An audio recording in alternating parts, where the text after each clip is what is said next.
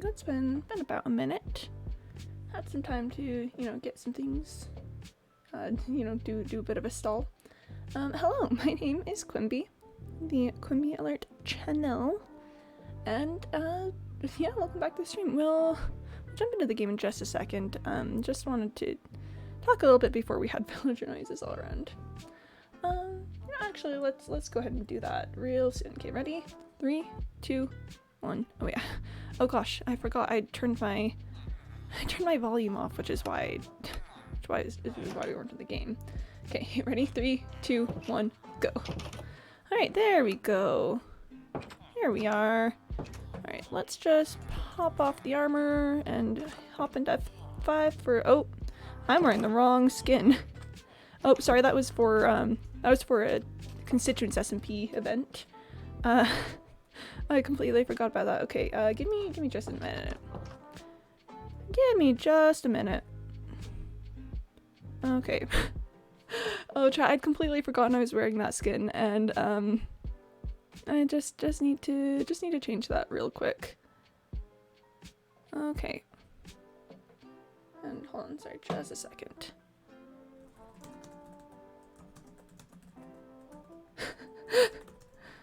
Bless. That's fun times. That's really, really exciting. So sorry for the delay, everyone. Yeah, oh gosh, there's supposed to be a train station opening today that ended up not happening because of weird stuff. Okay, and I promised there's a game. There we go. Oh wait. Oh gosh, I actually need to do some more stuff. Hi guys, I'm a mess today. How are you? I'm feeling well. Oh, it's such a mess in here. Sorry, there's some things I just need to take care of really quick. Really, really quickly. Just for stream purposes. Oh goodness. Okay, that should take care of it. Man, I cannot believe I forgot I was wearing the wrong skin. That's really exciting. Okay, let's switch into the game now. See, here we are. Oh, look at that. Look at that proper skin that I'm wearing and not the suit. Oh, hi chat. So yeah, we're getting that huge, long, complicated, riddled with issues intro. Today is Labor Day in the US. Labor Day is a day celebrating like labor unions and labor parties and the work that people did to, you know, like get more like better rights for workers.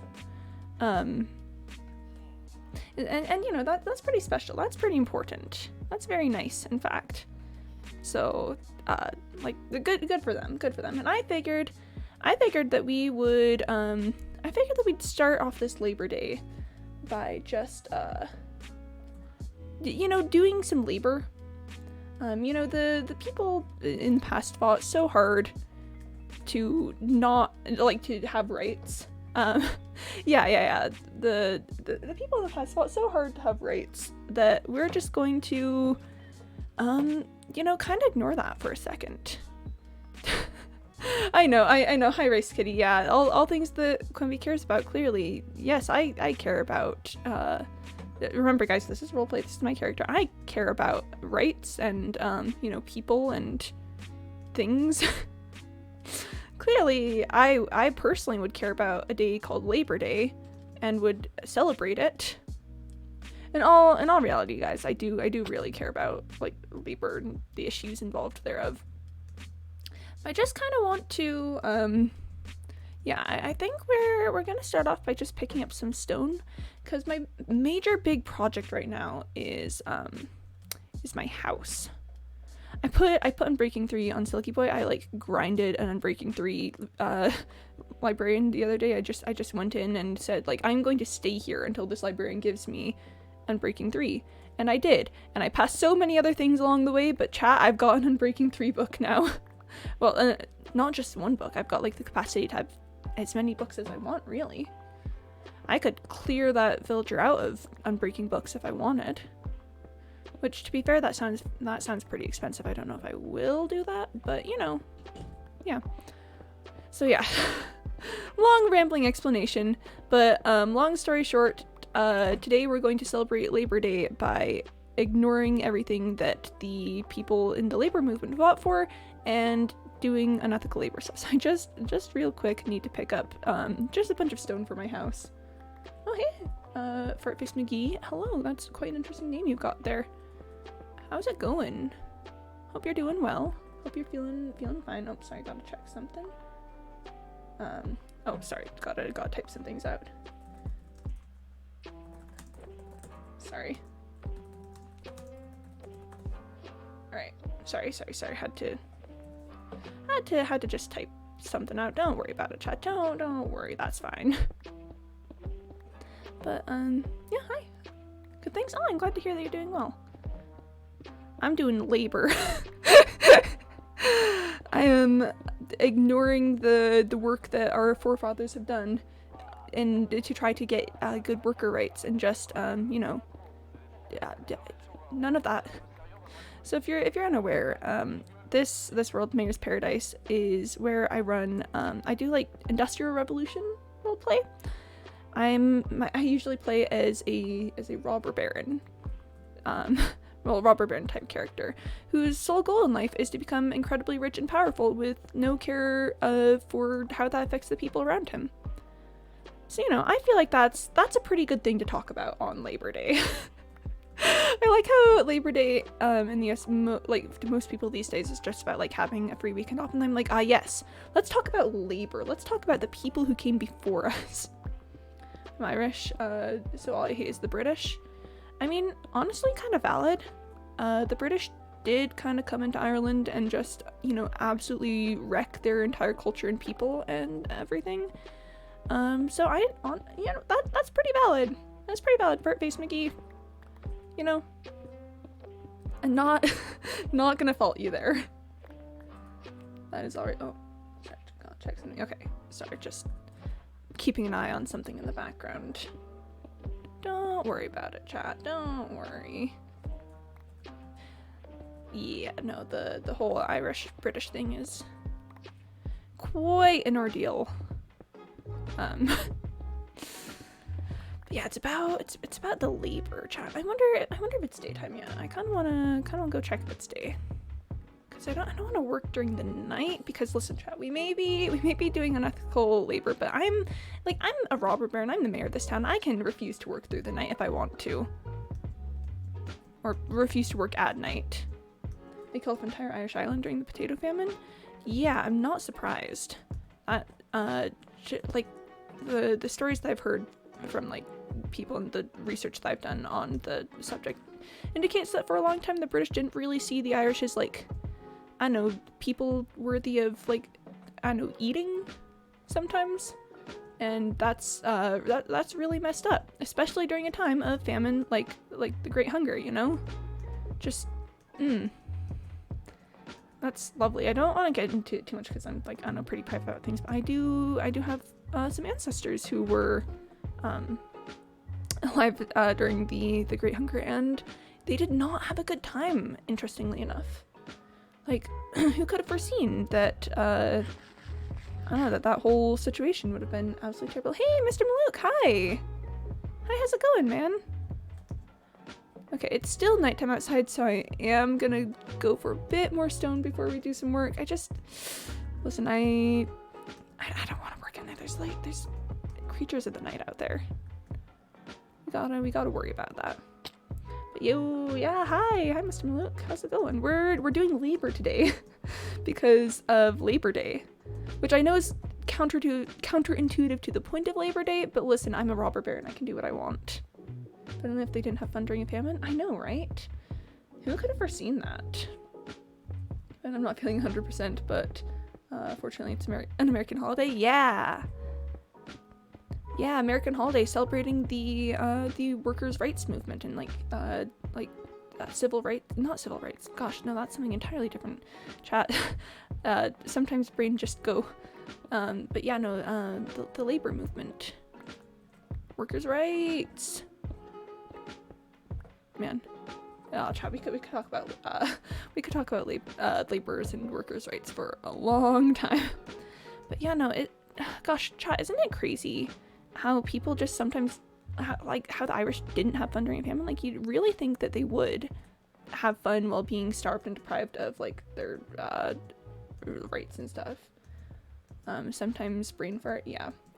Sometimes brain just say, here, I put my second pickaxe in my hand to try and mine coal and peel it, but then it was a ravine, and that didn't look fun. So we're actually not doing that.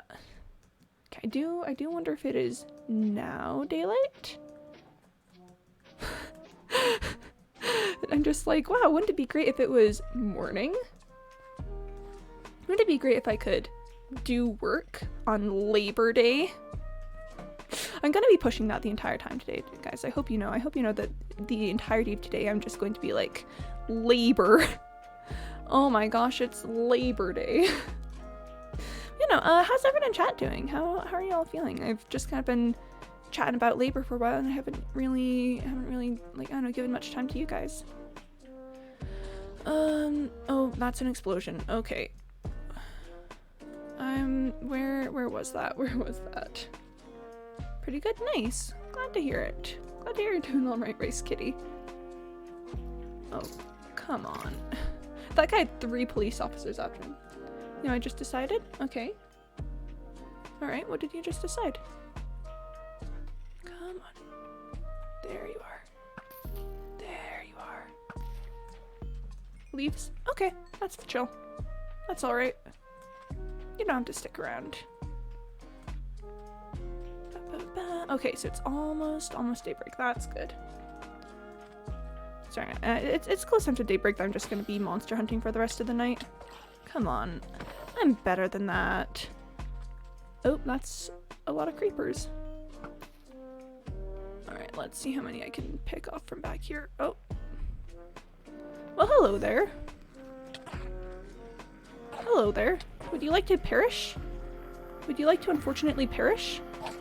Would you like to die after the fatal error of challenging me? Well, I got two pearls from that. Oh, and here comes a creeper. Man, chat, what a Labor Day, am I right? What a day for celebrating workers' rights. Cries. Oh, I'm sorry, Race Kitty. But listen, I accidentally angered the Enderfriend, and there was nothing I could do at that point.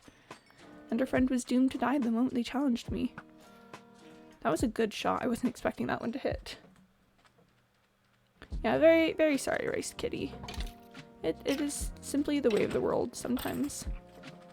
It is simply how it goes. I'm sorry, I'm sorry. If I see any other Endermen, I'll try not to look at them. I was just, they got in the way of one of my shots, and at that point, you know, what are you gonna do? At that point, you just gotta go for it. You gotta protect yourself. You gotta protect the town that I'm going to be, you know, like, unethically running. I can't talk, chat. Wait, is it raining? Oh my gosh, wait, chat. Chat, if it's raining, we gotta go over to the rain spot. Hold on, I like picking up arrows, even though I have an infinite supply of arrows.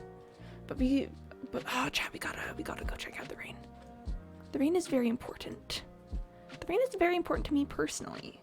By my own personal convictions, the rain is so important. Please tell me it's raining. The sky looks like it's raining. Is it raining? Oh, chat, it's raining. Oh, chat, the rain. Look at it.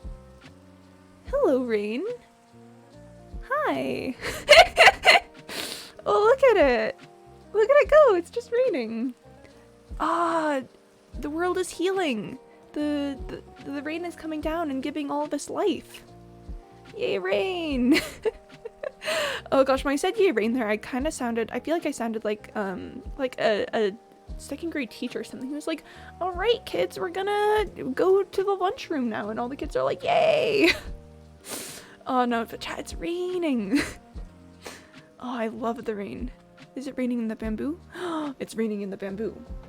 Hey, the smallest Mars. Hello. It is rain. It is rain today. Oh, rain. Look at it. Look at just and the way it's like bouncing off of the bamboo. That's gorgeous. Chat, I feel like we don't appreciate often enough how just pretty Minecraft can be. Rain is good. Yeah, rain is very good. Like, honestly, Minecraft is so gorgeous. Minecraft just, it's got a lot going for it, but sometimes you just get drawn into like, yes, gameplay, do things. And even though, yes, I am planning on using today to talk about like, I don't know, labor and, you know, my character's lack of respect for workers' rights and stuff. But I think we all just need a second to recognize the pure beauty of the natural world. Anyone who's been around here when it's been raining before will know that I can and will just stay out in the rain the entire time. Oh, chat, it's just raining. Oh, is it raining in the acacia area? Hold on, we gotta go check on the acacia. Please let it be raining over here. It's not raining. Is it only raining over here? Wait, chat, we gotta chase the rain. We'll do like important stuff in a second, but just rain, you know? Just look at the rain. Oh, okay, Minecraft is so pretty, but the generation is so hilarious because just look, rain, it's like, oh my gosh, so many rain. Then the second you step into desert, it's just gone. One of the most beautiful experiences I've had with Minecraft was flying around the Nether with Elytra. As terrific as it is, the Warped and Crimson Forest looks so pretty flying around. Oh, I will have to try that when I get an Elytra because, oh gosh, Minecraft is so pretty. Like, just, I remember the first time I saw a Crimson Forest and I was just mesmerized by it. Just the like little floating particles around, the way that the shroom lights interact with the environment. It's such a pretty spot. And look at the rain. Oh, if only chat, if it was thundering right now, if there was lightning, that would be perfect. Oh. I know, okay, chat, I know that I should go like do labor or whatever, but have you considered the fact that the rain melts itself around this corner? Like, look at that. Very pretty for a cube game? Yeah, very pretty for a cube game. It's just like rain, rain, rain, rain, no rain. And I love that for it. I love that Minecraft just committed to being like, yep, it only rains in the area that's not desert and stuff. Oh, that's so good. That's so good. Okay, I should go do labor. It's Labor Day after all, chat, and you know, as a robber baron, it's my responsibility to talk about the labor union, the labor movement, and, you know, everything involved in that. Labor is, get to work, essentially. Sorry, chat, I just, yep, oh gosh, but, no, chat, I just, today is Labor Day, a day about, like, about labor and the labor movement and everything, and then here I am like, get to work. I'm sorry, that's just very funny to me. Alright, do I have okay, I'm gonna clear my inventory real quick. So my house is currently the main project that I've got running, so I'm thinking we're gonna go ahead and do some work on that today. Probably take some time to appreciate, like, I don't know, the natural world around us and all the pretty things, just because I'm a sucker for that. But yes, that's my thoughts, and keep your eyes peeled because there may be something happening eventually about things. Very true. The only laborers need to labor. Exactly. That's exactly how it is. Just anyone else don't really need to labor. That's fine. But if you're a laborer, then it's kind of your responsibility to labor. Like, I'm sorry, okay, so first of all, yes, I do make the rules, but second of all, I'm sorry, I don't make the rules. Like, labor is labor. What are you gonna do? The sacred pilot flame. Praise be. That's all. Labor is gonna labor. Chat the unheard verse to Taylor Swift's Shake It Off. No, yeah, there we go. Don't mind the copious amounts of food in my inventory, that's fine. The unused verse of Taylor Swift's Shake It Off. The labor is gonna labor. They can't help it. I remembered what I was gonna do. I went mining yesterday and I got a whole ton of stone for house usage. I don't have a problem, chat. You have a problem. We're just gonna start out by... Heck, I'm filling my inventory with stuff. I'm gonna make a whole ton of stone bricks and that. Listen, chat, it's... Having copious amounts of things is only a problem if you make it a problem. If you accept that it's probably weird and unhealthy, then it's totally fine, right? That's a lot of stone. Yeah. Here at the Small Smars, I'll take you over to my house in a second because it's just absolutely gigantic. Workers gonna work, and the oh gosh, I'm trying to think of a what's a good like manager kind of thing. Because it's 3 syllables and that wouldn't fit in neatly to the verse. Because workers gonna work, and the baron's gonna laugh. Listen, chat, proper barons, am I right?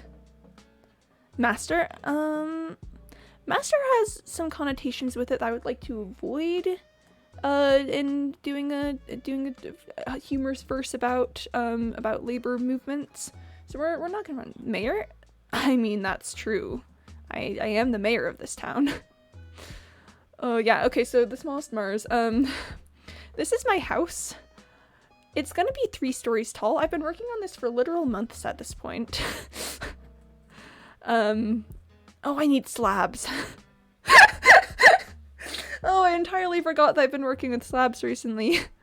Yeah, so I gotta finish up this layer here, then bring this up several layers. The laborers will labor. And the mayor's gonna shirk responsibility. Yeah. Oh, you guys are clever. You guys have some good verses. I like it. You've really got the vibes. You very much have the tunes, you know. Oh, I have more stone in there. Okay, here we go. I'm gonna drop like half of it off so I can make room for slabs. I don't have a problem, chat. You have a problem. I am gonna... Oh. Ripped to the gold. Oh, thanks, guys. Thank you for the applause. It's very, very kind of you. Oh, that one, not the smelted iron. Yeesh. Here, let's turn this into blocks just quick. I have a problem with turning things into blocks. It's good times. Definitely not a problem at all. Haha.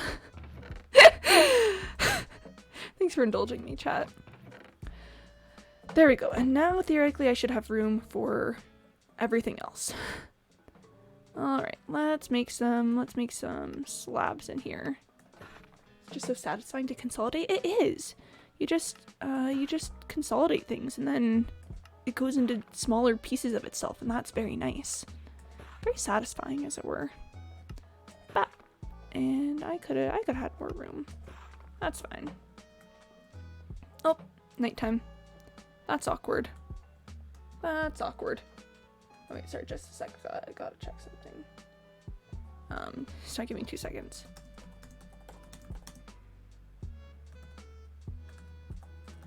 Okay. Sorry, just had to run a little thing. All right. Well, I feel like being a crazy person, chat. So let's work on the house at night. Normally I'd just sleep through, but you know, I feel like wasting 0 time. Let's just get going, and then I'm sure there'll be nothing wrong with this, and it'll be a grand adventure, and we won't have to worry about this at all ever.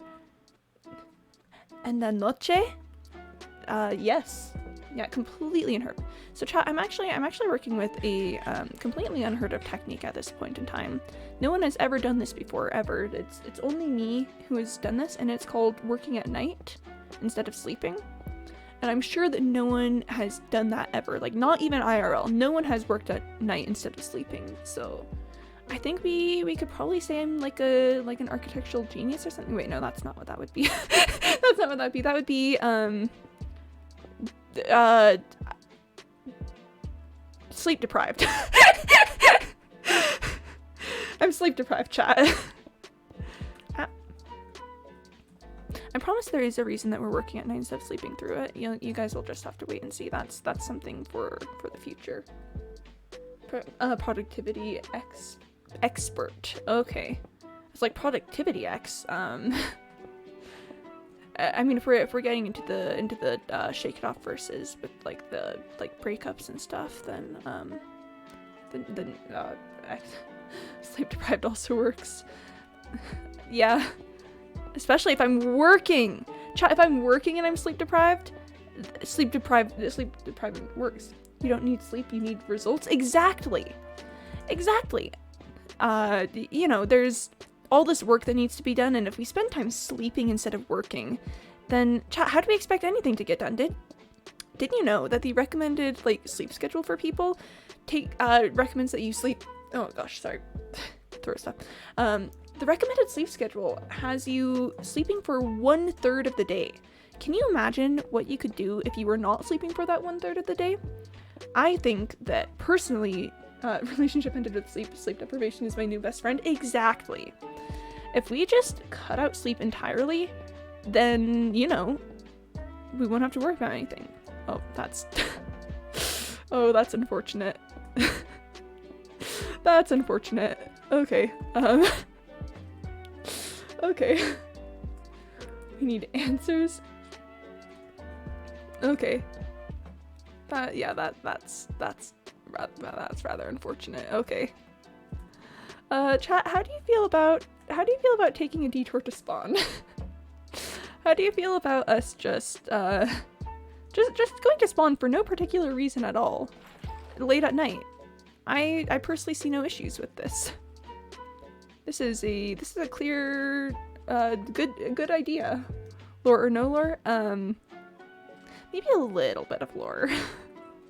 Maybe just a bit of lore. Makes sense? Oh good, I'm glad it makes sense. Okay, alright. Okay, which way do I go heading back to spawn? Okay, we're gonna be heading this way. Answers only come with hard work. Oh! That's true, the littlest Mars. So, not littlest Mars, smallest Mars. I'm sorry, I remembered it was word for like, I don't know. You know, I'll do better next time. So we're just for Mirror Origin lore or just chill lore. Answers only come with hard work, Mr. Malouk. You should remember this from your time working. It's about the labor, chat. It's about the labor. And going to spawn for an unspecified reason that you don't need to worry about at all. Clearly not. Clearly this is not a thing to be concerned about. Okay. Navigating F3 is difficult. I'm just gonna run this way for a while, because I know that my X value is much higher than my Z. Who'll work twice as hard? Exactly! That's the spirit, Mr. Malouk! That is the spirit of, I don't know, the whole thing that we're going for is that if you work twice as hard, maybe someday you too can find out the answer of whether today is lore or not. Because honestly, who knows? Who could tell? No one. No one. Hi, chat. Respect for the grind. Respect for the grind, yeah. Honestly, like, respect to Mr. Malouk for working for answers. See, chat, Mr. Malouk doesn't expect answers. Mr. Malouk earns answers. And if Mr. Malouk never earns answers, oh, that's lovely. I'm sure that's fine. I'm sure I can go back and fix that. Gotta be on the daily grind. The daily grind for answers. The daily grind for knowledge. And chat, if Mr. Malouk never finds answers, then he will simply die alone and unfulfilled. But you know what? He'll have done work, so it won't matter. Yeah, chat, I'm sure and the nightly grind as well. Exactly. Yeah, look at us. Look at how much productivity is happening right now. You know, chat, if you think about it, all that time that I've been spending sleeping, I could have been doing this. I could have been going to spawn for no specific reason that's completely unsuspicious. Okay, how are we doing on course? Oh, I'm still pretty far away. This would be faster if I was in the ocean. I think I'm gonna make my way to the ocean. Quimby stare, that's probably fine. I mean, do you not look at that and think, yes, that's fine, I don't need to worry about that all? Nope, that's not anything to worry about? Because let me tell you, that was my exact train of thought. And I took one look at that and that's where my brain went. Oh boy. I do love having armor, chat. I do sure enjoy having armor. Okay, let me just get in a boat and then I'm gonna, for no suspicious reason, take a second to type something out. Don't worry about it. Don't worry about it. I'll learn to work as hard as you do. Oh, you better, Mr. Malouk. You better. Because if people can't work as hard as me, what should they do? Hold on, sorry, give me just a second.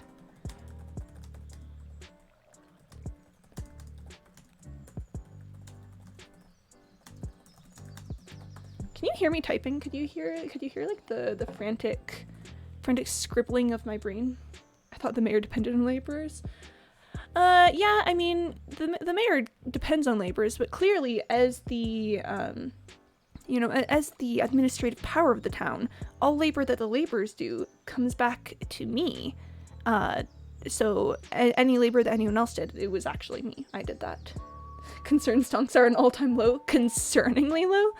Oh my gosh, wait, but if the concern stonks are low, then how are they concerning? The science, please explain. Science, please explain. Wait, sorry, I gotta hold on.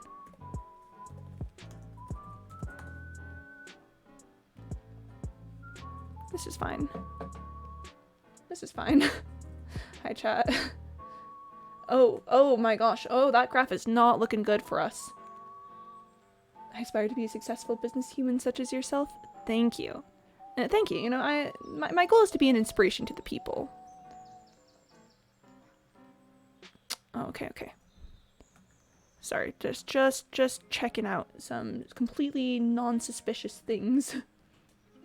Yeah, you know, chat, canonically, I started life as just a poor business human from an archipelago in the middle of nowhere that we may visit, I know, perhaps. And, I've worked my way up to being a successful robber baron that's scamming a town out of everything that they're worth. So really, I think that should be a lesson to everyone, that with enough hard work, effort, and charisma, you can get anything that you want and can, just steal from people. Remember, chat, with enough hard work and effort, you can steal from people. That's the lesson I want people to take from today. I like to imagine that Quimby was born in a pinstripe suit with a monocle and a white beard. Oh, clearly. And how else would I have been born? I see no other options for my birth. Thank you for your wisdom. You're welcome. You're welcome. Sorry, Quimby. Okay, yeah. Quimby, the character, was born. Probably, I wouldn't be surprised if Quimby, the character, was born in a pinstripe suit. Someday I should actually make like a pinstripe suit squin and then, oh my gosh, squint, pinstripe suit skin, and then wear it for official mayoral business. Chat, do you ever language? I was thinking the word skin and looking at the word squin. Yes, a squin. It's so fun. Sorry, just checking. Okay. Yay! Yeah, no specific reason we're heading to Swan. Clearly not. It doesn't have anything to do with what I keep checking. Not to mention there's squid in the ocean when you said it. Exactly. Chat, I blame the squid. I blame the squid for messing me up. That's all on them. I never would have messed up if it wasn't for the squid. This is clearly on them. I'm gonna sue the squid. Hey, Mr. Malouk, you've got like half of a law degree between your entire law firm, right? I wish to sue the squid.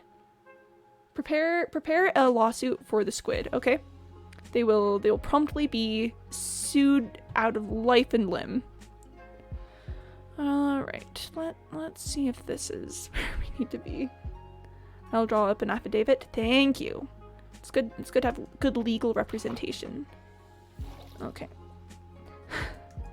Let's check this island out for a non-specific reason that you don't need to worry about at all. I'm not sure that this is where we need to be for no specific reason. Sorry, give me a second.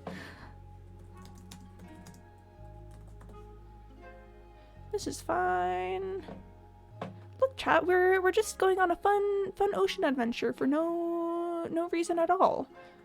For nothing that you need to be concerned and or worried about. That wolf scared me for a second. I thought it was like, I don't know, something. I was like, oh my gosh. Oh.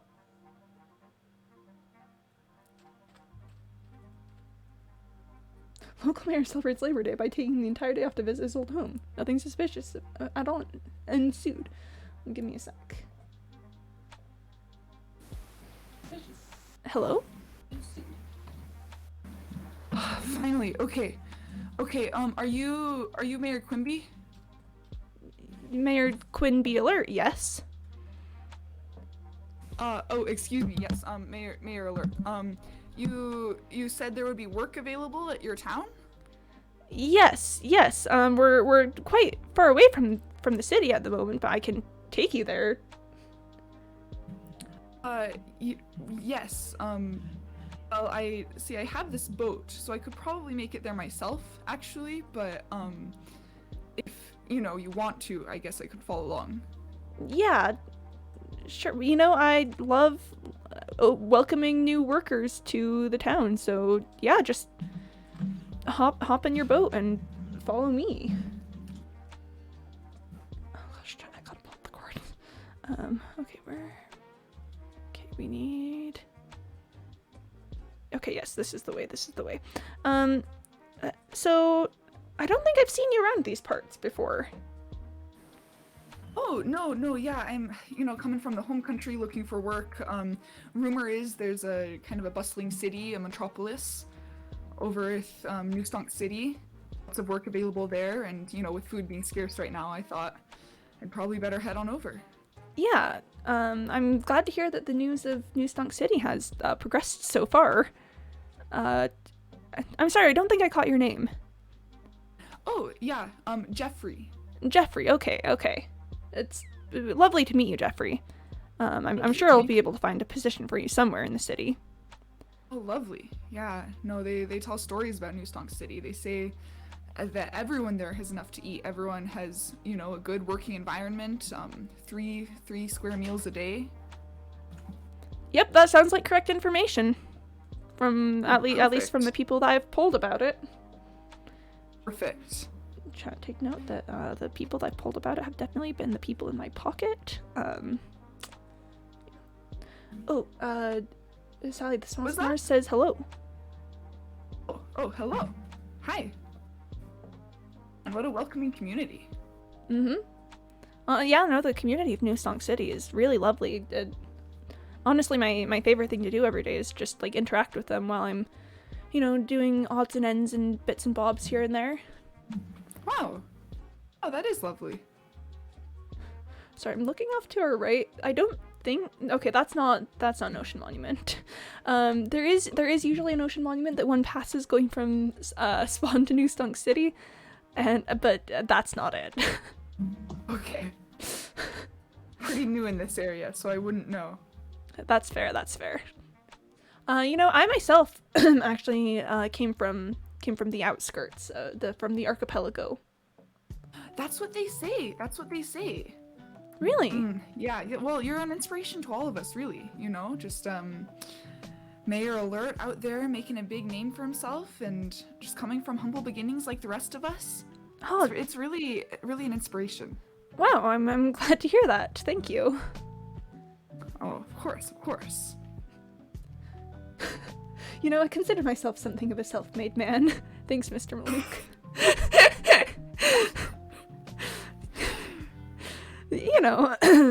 I've done some things. I've had some work. I've had some activity. And I mean, that's the dream of New Stonk City, you know, where a man can go, well, anyone really, they can go, and if they work hard, they'll achieve their dreams. They'll be able to make it. Yeah, that's why I came to New Stonk City, is I'd heard stories like that. And now you get to also. So that's really cool. Man, I am so relieved I found you. It is a long journey from the home country, and there's not a lot in between us and you. Yep, it's certainly a journey for sure. Okay. And then just right this way. Sorry, I don't have any weapons, but my boat is my one possession, and I'd prefer to hold on to it. Okay, no, that's reasonable. That's all right. Yep, we're just gonna be going out this way. Chat, you can tell I've spent too much time mining for clay because every time I pass a river, I glance into it to see if I've accidentally left something there. That's all, chat. New Stonk City, we're dreams. We're dreams. You know, We're dreams. We're dreams. They're dreams, though. That's all just dreams. You know, I'm something of a dreamer myself, I guess. But only just dreams. Nothing about the feasibility of them being, you know, fulfilled or anything. Just dreams. Mayor, I hate to bother you, but I seem to be out of sprint. Oh. It's a little difficult to keep up. There. Go ahead and take that.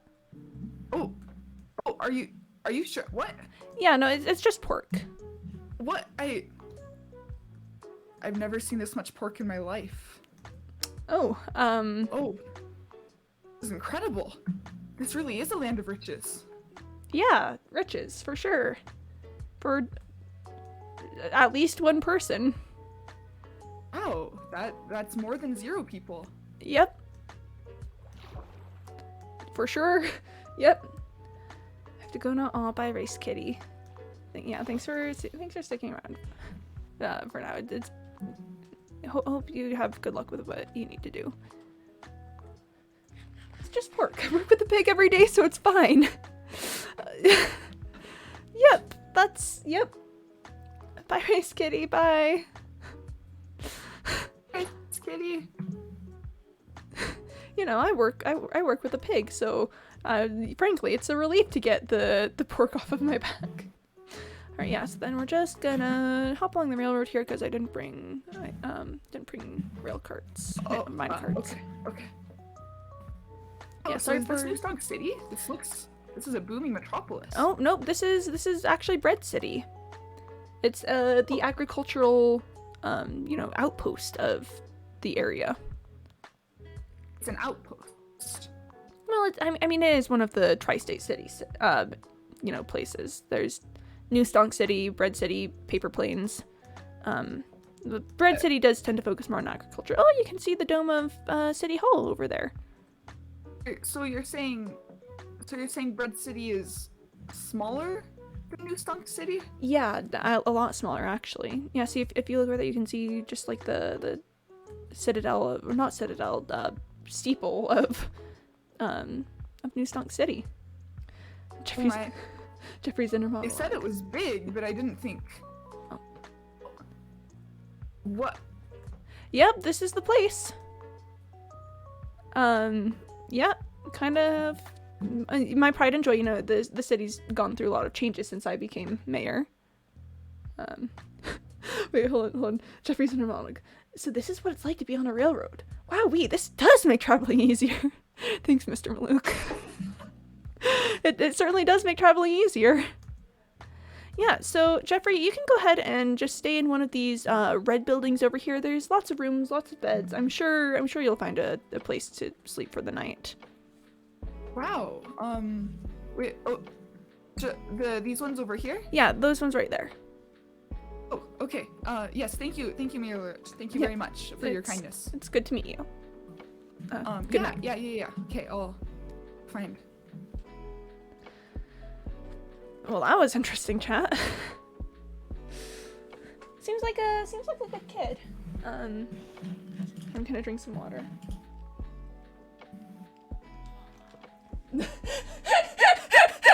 Bed. Oh, I forgot about that, chat. Oh my gosh. I've sent Jeffrey into the land of bed. Will Jeffrey survive the bed? Mayor alert! Hello! Mayor alert! You'll never believe it, there were beds in there. Yeah. Mayor alert, I've never seen a bed in my life.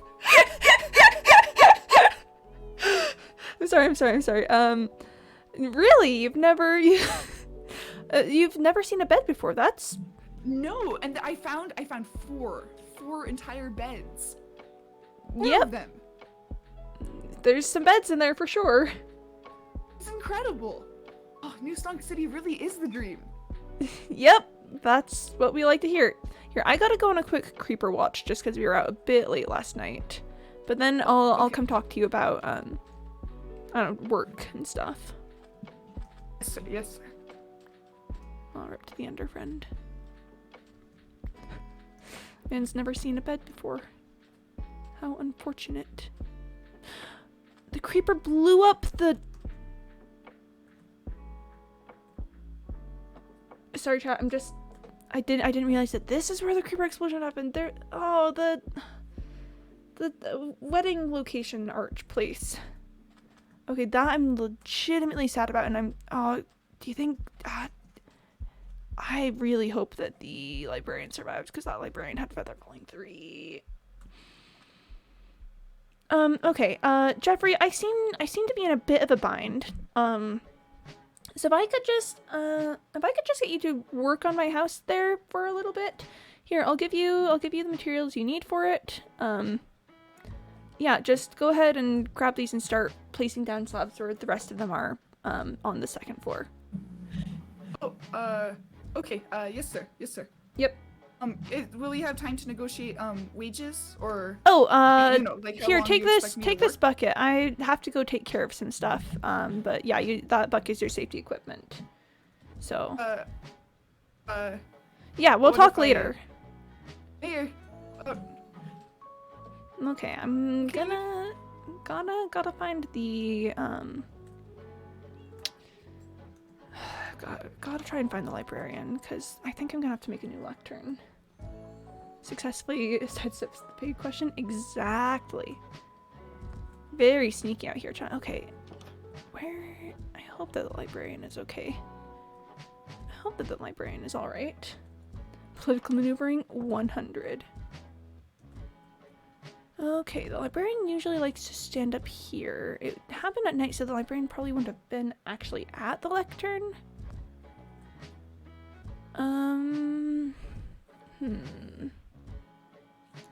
That's awkward. Chat, what do we think would be fair wages for Jeffrey? I'm trying to decide if like how much I actually want to pay the guy. Because he seems pretty idealistic. Seems like I could probably get away with, you know, if the guy's never seen a bed or a stack of anything before, then I could probably get away with, like, I don't know, shortchanging him quite a bit. What does he want? Iron, food, lodging? Oh, that's a good question. What does he want? Okay, I think probably the plan, chat, is that I'm going to go to him with a plan of what I can offer, like as pay and stuff, and then just, like, you know, negotiate down. Listen, the guy's new to the area. I'm sure I can squeeze something out of him. You know? Oh gosh. I wonder if I put a lectern down if the librarian will show up. 1 boat per hour. Yes, I will pay you in boats.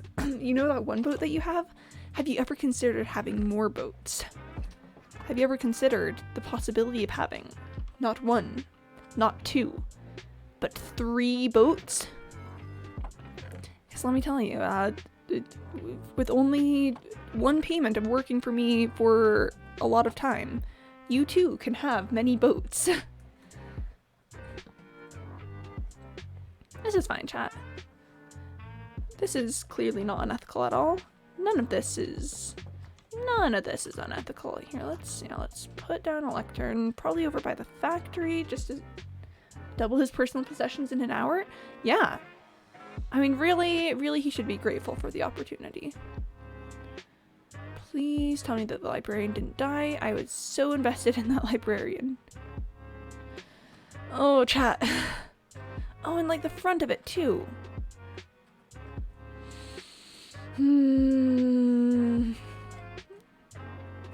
Chat, I'm not pleased about this. If you want to go hard. Oh, okay. I'm listening, Mr. Maluk. I'm listening. I'm listening. What you got to suggest? I need sand. Actually, I'll take sandstone and then a layer of sand to cover up the top. He's all rained at you for the pork, the bucket, and the night stay at the tenement. Ooh. There is a thought, Mr. Maluk. That's a thing to consider for sure. Because I didn't have to give any of that to me. We had no agreement that that was, you know, like a gift or anything. Huh. That's a thing to consider, chat. That's certainly a thing to, huh. Alright, well that's pretty clear. Oh, chat, but you really expect to receive so much for nothing? Yeah. It's kinda really naive to just expect me to give him stuff and not be in debt for it. Yikes. Rip to Jeffrey. Sorry, I'm just filling in this hole real quick because it makes me sad that the wedding location got destroyed. On the plus, this means I could probably build another factory, whereas I could like dismantle the whole thing and then build another factory because it's no longer, you know, nice and pristine. I was I'm just a little bit sad because I was gonna keep the wedding location around. Like, I wasn't originally planning to, but then I kind of got attached to it. But the creepers just had to go and ruin that, huh? Creatures, creepers. Right there. Okay, this is fine. This is fine. We'll just go talk to Jeffrey and negotiate wages and maybe let him know that he's in debt. Hey, Jeffrey. You're alert. Hey, how's progress going? Oh, it's going great. I finished, I think, 2.5 rows. Yep, I was just about to take my lunch break.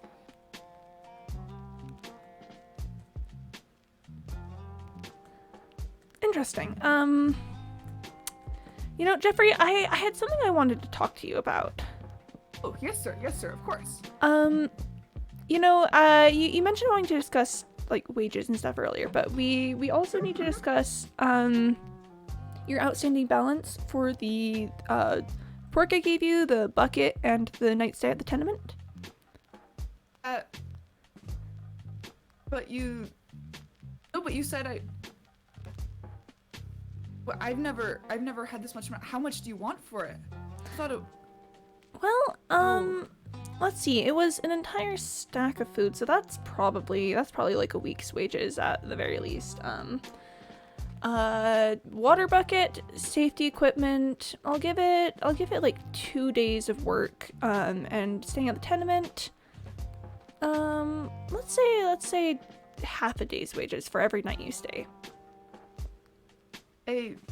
But I have to stay every night if I'm working. Well, it's a good thing that it's only half of your wages. I thought, Mayor, you seemed so nice. I thought. Oh. Well, welcome to the city, kid. It's just the way that things run around here. Is like, I mean, you weren't really expecting to get things for free, were you? I mean, where I'm from, if someone doesn't have anything, we help them out. You know, no one has a lot, but we all kind of work together. If someone's hungry, you don't just charge them for food. I mean, that's really, that sounds like a kind way to do things, but unfortunately here in the city, it's a little more complicated than that. Oh. Thank you, Mayor Alert. I understand. Yep, well, it looks like it's getting pretty late. I'll see you here tomorrow for, you know, more work on the house. Yep. Have a good night. Sir. I think that went pretty well, chat. I think that turned out quite nicely, as it were. I mean, really it's the kid's fault for, you know, not paying attention to the fine print of everything. Again, I may be the mayor, but like, I'm a business owner too. Like, you can't expect me to just give things up because people need them. Come on. That would be kind of silly, chat. Also, it's sleep time, which means it's hydration time.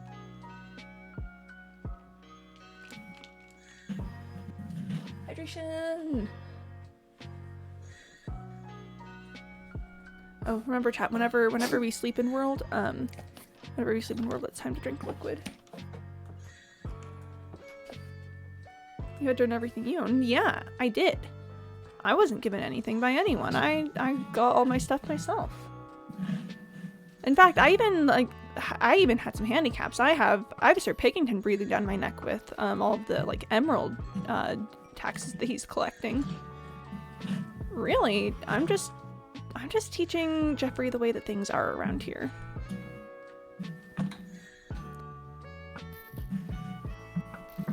Honestly, he's kind of lucky that I was the one, that I'm the one teaching him the lesson instead of, like, you know, Madam Pickington, a literal vampire.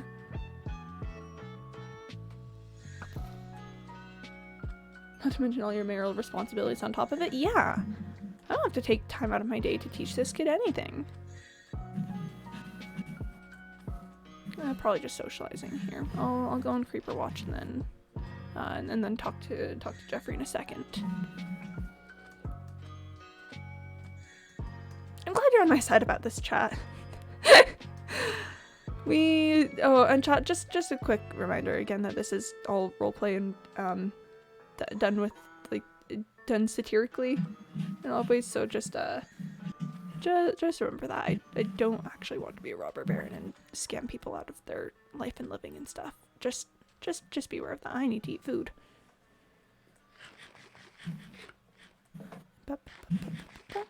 Okay, yep, let's go talk to Jeffrey. I've got some more slabs that he can use to build the, oh, sorry, gotta mess with the music just a little bit. Alright. Here we are, Jeffrey! Hello, good morning! Oh, good morning, Mayor Alert. Good morning. Hello. It's good to see you. I've got some more slabs for you. Oh, thank you, Mayor. And, you know, I was just talking to the other, you know, workers in the factory. Did you know they don't get lunch breaks either? They say they used to have their own houses, but now you expect them to live in the tenement and pay rent? Well, yeah, it's kind of the way that progress goes. We needed to expand housing for the city, and the only area available to expand was where their houses were. Did they get paid for them? Well, I think we let them have first choice on the rooms that they wanted to take at the tenement. Oh, do they still have to pay rent in the tenement housing though? Well, I mean, of course, they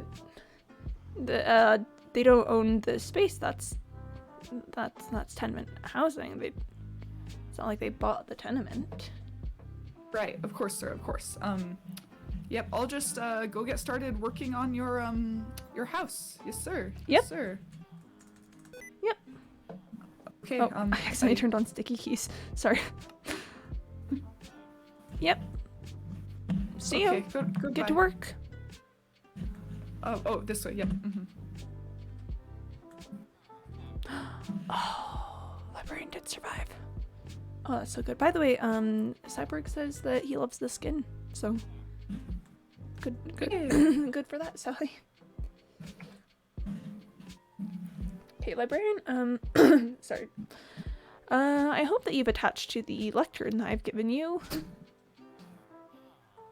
So I'm just gonna follow this guy for a little bit to make sure that everything's okay with that. Oh, it's fun times, chat. Oh, Mayor Alert, I didn't, Hey, Jeffrey. Okay, you guys think about what I was saying, though, right? Hello, Mayor. Hello, sorry, on my way. Don't forget. Eating tonight. On my way to work.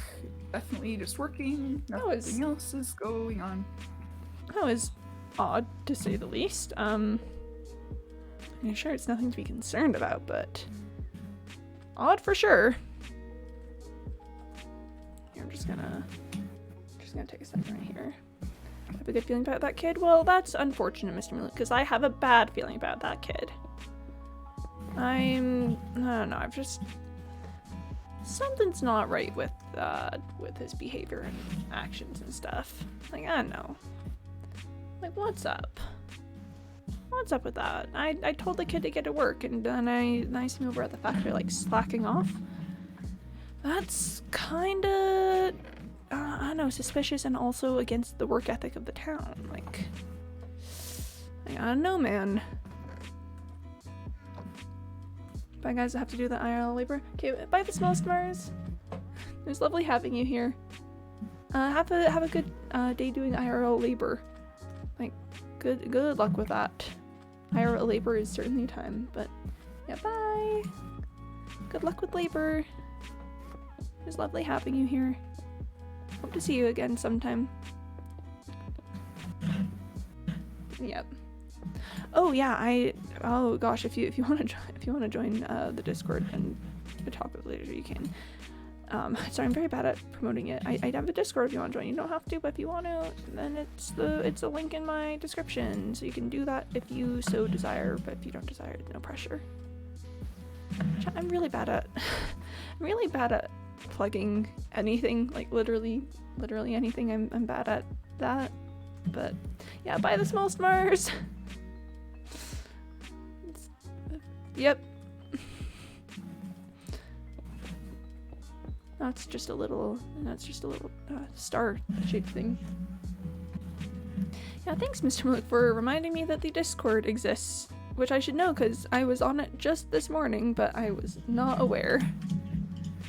Like, I don't know, not aware is, I feel like, a bad descriptor word, but you know, like, I'm gonna check on the flower farm, because this is clearly a flower farm, and not anything else slightly more unethical. About some of these villains. That's true. It's attention while streaming, what? That's what constituents are for. Hey, labor! Yeah, labor times. I'm going to go destroy the beauty of the natural world by turning it into bone meal. Yep. Because that's what capitalism is all about. Destroying things for your own profit and gain. Yeah, how are you guys doing, chat? Haven't like directly talked to you in a hot second. While I'm composting these poppies, we've got a little bit of time that we can spend. I broke down a bunch of the bamboo forest yesterday because I wanted sticks. It's still regrowing. So far so good? Nice. Glad to hear it. Yeah, I am sad that a creeper destroyed the wedding location. Although someone doesn't seem to have gotten the memo. Hey, Jeffrey. Oh, hello, Mayor. Hello. Yes. just having a friendly gathering with my fellow workers. You know, it's great for morale. Yes, morale, when workers can converse with each other. I see. That's, all right. I mean, I guess we've had meetings here before, so, carry on. I'm just gonna take a second and, do some, you know, landscaping. Oh, yes, thank you, Mayor, thank you. So anyway, as I was saying, no, don't walk away, this is important. So, we as workers deserve more. No, the mayor hoards all of the resources, and we don't have any. And I really think if we band together, we could change that. By ourselves, we don't have power, but together, we could. Hey, okay, if you need to go, that's okay, but think about it. Join together with me. Together we can be strong. Thank you for your time. He didn't hear anything, right? I told you guys I had a bad feeling about that kid. Huh. Interesting. Alright then. That's fine. I'm sure it's not gonna go anywhere too crazy. Like, I don't know, most of the workers here are pretty content with their lives. I can't see just, you know, some young upstart from, you know, from the archipelago coming in and changing anything about that. Yeah, I'm sure it'll be fine. Let's just drop that there for now. And yeah. Sleepy times. Ooh, just gonna take a second to get yourself something nice, officer. You too. Let's just keep this whole thing, you know, between us. Yep. There we are. How did he get them together? I mean, the village, like the workers do tend to gather. They do tend to, you know, spend time together, and that's fine. That's all right. Honestly, it makes for makes for some good camaraderie between them, I guess. Like no work tensions, I guess. I gotta make more slabs. Here we are. That's probably as much as I can handle. At this moment, my inventory is pretty full. Alright, yeah, so I'm thinking today we head over to the factory, maybe do some iron trades, you know, see how work is going over there. A little camaraderie goes a long way. It does. It does, it really does. And yeah, this one we can take. Alright. Heading over to the factory. Yep. Hello, sir.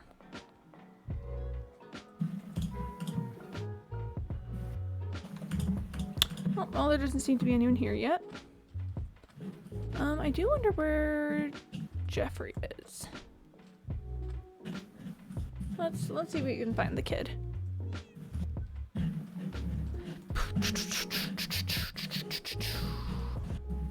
Remember, chat, Animal Crossing music is the choice because because Animal Crossing is about labor and stuff. Hey, Jeffrey!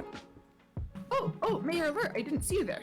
I can't help but notice that you're, building something here. Oh, yes, nothing to worry about, Mayor. I just, you know, me and some of the other workers were talking, and we, thought it might be nice to have a place to congregate together, you know. Jeffrey, I gave you those materials to work on my house. That's illegal. But Mayor Alert, you own everything in this town. Where else can I find materials? I don't know, find materials on your own time. It's not my responsibility to make sure that you get materials to meet with your fellow workers. But Mayor Alert, you don't give me any free time. Well, I don't know, maybe if you were more productive, you'd have more free time. Oh. Here, I've got some more slots for you. I want you to take this down and actually start working on my house, okay? Yes, sir. Yes, sir. Yep, for sure. We'll do that. Yep. All That is right. all I will do with these. All right. Thank you, sir. Thank you. And Thank you. here, Yep, take I'll be- take the stack of bricks. Go ahead and use a stone cutter to, you know, take those apart when you need them. Oh, yes, sir. Yes, sir. Thank you. Yep. Well, seems a bit petulant, but I don't know. Maybe just some hard labor will take that out of him. I'm sure it's fine. Let's see, and back. There we go. All right, yeah. I mean, now that I've got emeralds, I gotta pay taxes on them. So yeah, that'll take a second.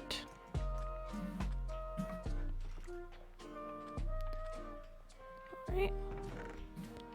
We have an potato, and let's head out to the Pickingtons.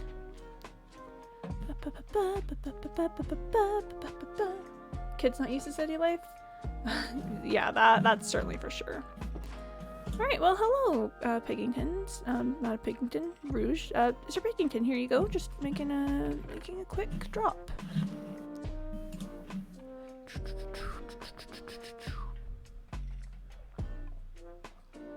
And yep, there we go. There's the emeralds. And I can go ahead and put the rest away.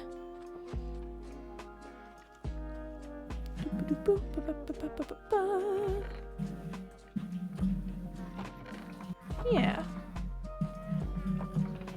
Do I have bone meal anywhere? Oh, chat, my chests are so... Okay, I was so worried, but no, it's fine, it's fine. My chests are so disorganized. Chat, the other day I found 3 separate, like, areas where I was keeping, like, I was keeping sandstone fences. And I have no clue why there were, like, 3 different locations for them, and these smooth stone stairs can probably go in here. I thought I saw some in here. Hold on. Was it in here? Wait, I could have sworn that there were stairs in here. Yep. See what I mean, chat? I just put things places and then that's where they are. That's just how it goes out here. This is fine. This is alright.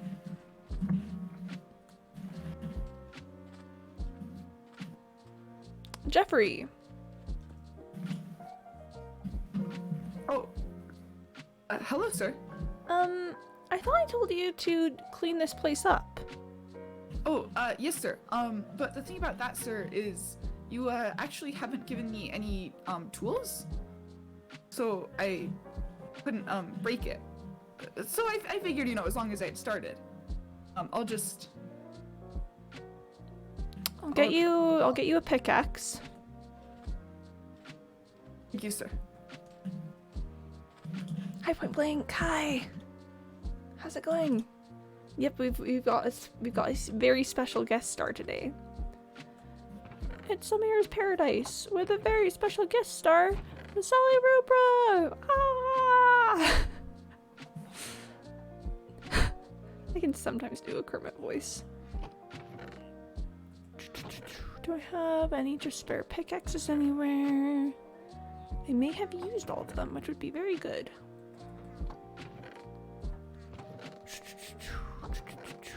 Yeah, I'm gonna have to make one. Time to take some bamboo to make some stick, to make one singular stick. This Jeffrey, they come from basically the same direction as Mayor's origin. He's an idealistic kid who wants to make something of himself in New Stonk City into the famous Mayor alert. Oh yeah, I'd say that's a pretty good character introduction for Jeffrey. Jeffrey. Alright.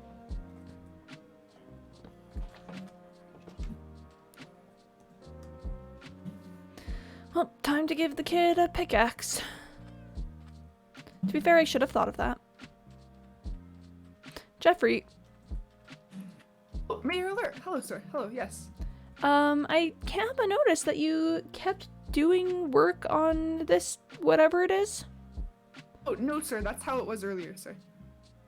I could have sworn you were like over on that side earlier. Oh, I was simply walking around trying to find the best place to start taking it down. Okay, I don't remember exactly how it looked earlier, so I'll trust you, but listen. Take that pickaxe. Thank you, sir. Don't get too excited. Remember, you gotta pay for use of it. Oh. Yes, sir. How much will that be? I'm thinking, let's see, it's an iron tool. That'll probably be another week's wages, honestly. At this rate, I'm up to a month. 2 months? No, month and a half? Yep. Listen, Oh, if you hadn't made this structure, you wouldn't have needed to pay for the use of tools to take it down. Like, that's just how it goes. Yes, sir. Yes, sir. Yep, I understand, sir. Yes, sir. Alright. Get to work. Guess I'll start working Yes, on sir. my house in the meantime. Because someone needs to do it, and it's not been the kid. Ooh. No jungle wood. I'm forever hoping for a jungle sapling.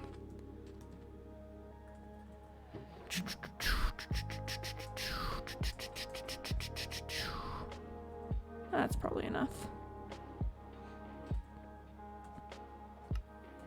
Bap. Bap. So I'm just gonna turn all these into stone slabs. Well, stone brick slabs. It's nice that you can do it all in one fell swoop. I very much appreciate that. Alright. It's getting a little late, but you know, as far as I can tell, no work has been done in my house in a few days, so may as well get. Hold on. Join with me, citizens. Join with me. Tomorrow we make our stand. Who will stand with me against tyranny, against oppression? Workers of the world, unite. We have nothing to lose but our chains. Our chains. Let's try that again. Oh, come.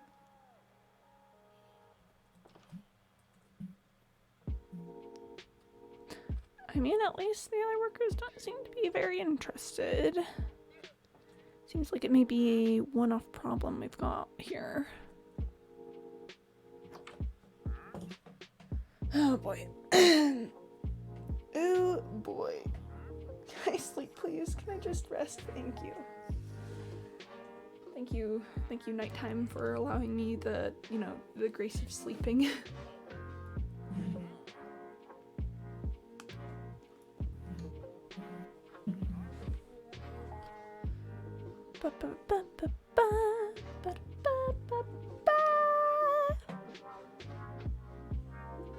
Oh, chains. Yep, thank you, Mr. Malik, for the chains. We do appreciate the chains.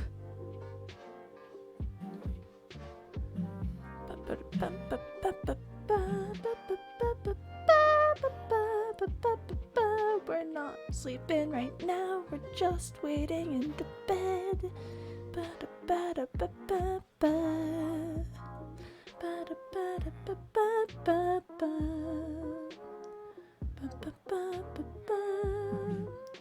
Hey, hi Tiff. Well, thanks for popping in to say hi. Hope you have a good day too. I don't know if you're staying for a while or just just saying that, but yeah, good to see you. Hold on.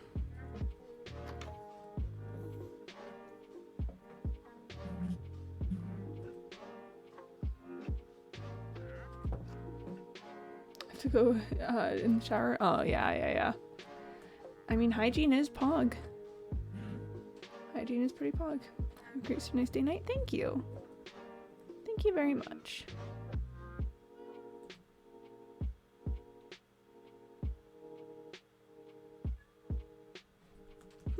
Odd. Yep. Bye, Tiff. Thanks for popping in for a second. Well, at the very least, it seems like it's sleeping time. You know, always good to have a nap. Oh, I need to drink water. It's nap time. Liquid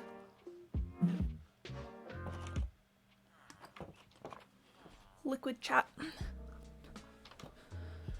Okay. Alright. This is fine. I'm sure nothing will come of everything that was going on yesterday. Oh. Just gotta take care of this all. Okay, there's a witch. Come. Okay. I don't like when the witches show up. Witches are sneaky. Witches are very sneaky. Very sneaky indeed. Okay, well, gonna go ahead and do a little bit with house for a second. I mean, I'm just waiting for Jeffrey to take down that little whatever it was that he was building. You know, just gotta give some time there. That, okay, the like little tower thing of the Pigington Manor freaked me out for a second because I thought it was like another witch's hat. Which I kind of should have expected that from the way that the build looks. Like, I should have expected that I would have gone jump scared by it at some point, but rip. You know, rip chat. Rip to that. Ah! This is fine. This is fine, don't worry about it. Whoop! This is alright. Ah! Yeah, let's do like a stack and then see whatever Jeffrey's up to.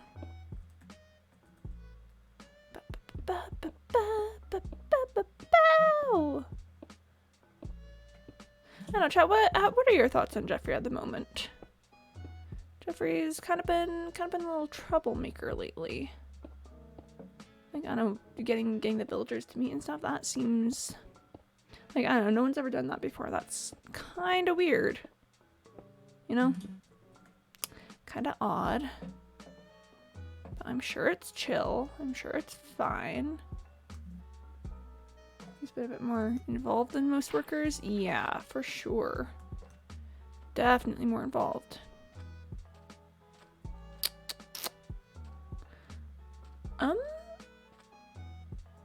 That's a bit different. Hello.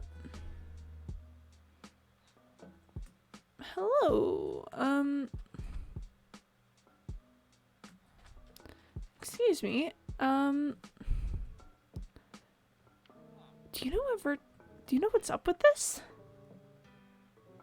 Okay, well, that guy doesn't want to talk about it. Interesting. Yeah. So, something is up here. Yeah, no, that guy leaving the absolute shade. Hey, Jeffrey! Oh, hello, sir. Hello, yes. I can't help but notice that, there's something up with a lot of the buildings in the village today. They are very beautiful, sir, you're right. That's not what I was talking about, Jeffrey. Oh, then I couldn't possibly know what you mean, sir. Well, Jeffrey, walk with me for a second. Yes, sir. Do you know what this is about? Oh, yes, sir, of course. We're having a strike. What? Hey, did you not hear me? We're having a strike. A strike? Yes, sir. I thought since, you know, our workers' rights and our working conditions weren't being taken seriously, we would, band together, you know, and show you how important it is to us. So, interesting. I see you've got all the buildings blocked off, all the factories blocked off. That's so inventive. Thank you, sir. Thank you. Yes, we'll look forward to negotiating with you for a return to normal working hours. Interesting. What's a scrite? Oh, I feel that, Mr. Maluk. Okay, alright. I see what game we're playing at. I see how it's going. Alright, I'll let you all continue your little, I don't know, little games you're all playing. Listen, when you're all hungry, when you all need food and can't feed your families anymore, you'll come back. It's just gonna take a bit of time. Together, Mayor. We'll stand strong together. I know these men. I know these workers. I've been living with them, working with them. We won't give in. Interesting. All right, you well, have your laborers back. You agree to safe working conditions and better pay for all. Sure. All right, well, good luck with your strike or whatever. I need to get some work done. Oh, chat. That's a problem. Lovely. I mean, it'll pass though. Like, it's not like they can keep this up long term. Like, come on. Most of these people like need this work to, you know, feed their families and themselves. Like, come on. This isn't gonna last too long. It's kind of silly to think about, really. Yeah, I'm sure there's nothing to worry about. This is all right. I'll just do some work in my house and then probably like, chat, I bet even by the time that I'm like, I don't know, to finish up with some things here, I'm sure they'll already be out and working again by that point. Like, come on. There's no way. There's no way. I thought I'd secured my hold on this village. Like, surely they're not gonna contest that now after all. It's just because of some punk kid from the islands. No. They're just being silly. They'll understand how much they need me once they start crying from hunger and being unable to feed their children. It is difficult having production halted, though, I will admit that. I mean, the city is the backbone of the town. Not having workers there for it, that is going to have an effect. Again, I'm sure it'll be fine, though. I'll just finish up some stuff here, then pick up a supplement from the iron farm. There's no way that they can resist, like, I don't know, getting paid when work is right there. Again, no, in all my years, I've never seen anything like this. Also, hi chat, how's the heavy-handed metaphor coming for you? How's that all shaking out? Whoop. Just gonna place some torches. It's shaking? Aw, nice. Heavy-handed metaphor, my beloved. You know? You gotta, sometimes it's a time for subtlety. And then sometimes it's Labor Day. Oh gosh. Hey Sally, do you want to say anything about Labor Day while I'm just like, I don't know, doing some work? Ooh, of course. So the fact that Labor Day exists is actually a tragedy. Because workers at the turn of the century during the Industrial Revolution fought so hard to strike for their own rights and for others. It really, really made a difference. If you appreciate having, you know, OSHA or, you know, a normal 8-hour workday or any safety equipment at your job, that's from them. That's because of what they did. But in the end, they were striking and they were putting pressure on the government and on people in power for more and more, just more and more accountability, more and more safety measures, because things still aren't perfect, and they certainly weren't then. And the government decided instead that what they would do is give them a holiday. So now Labor Day exists as a holiday celebrating those labor workers. Ironically, most blue-collar workers still work on Labor Day. think food service workers, retail workers, things like that. The only people who have it off are those who work in, offices, things like that, where they're not required to come in even on holidays. Just an absolute tragedy, really. But a good time to remember the hard work of the labor unions of the early 20th century. Nice. Thanks for the words about Labor Day, Sally. I feel like I'm very passionate about it. I feel like I'm a bit of a a radio DJ in the 40s, being like, all right, and now we have Sally here to talk about the phenomenon of Labor Day and what it means to the U.S. Exactly. That's what I'm here for, really. Mm-hmm. Sally's been really campaigning hard for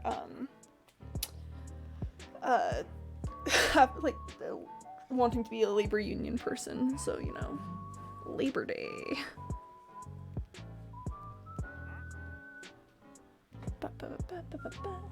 Sorry, Mayor. Just give me a minute. No, you're good. I'll just drink water early. Perfect.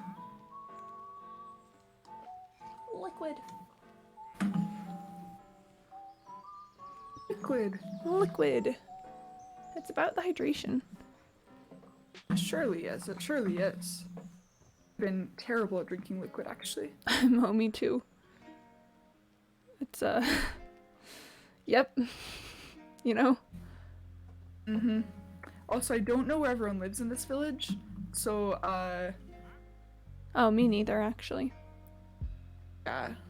Just don't be alarmed if you wake up to a stone slab in front of your house. I am not a villager. You're point blank. Oh, point blank on the CSMP. Yes. Okay, Yeah. I think I got all of them. Okay. Please let in. Thank you.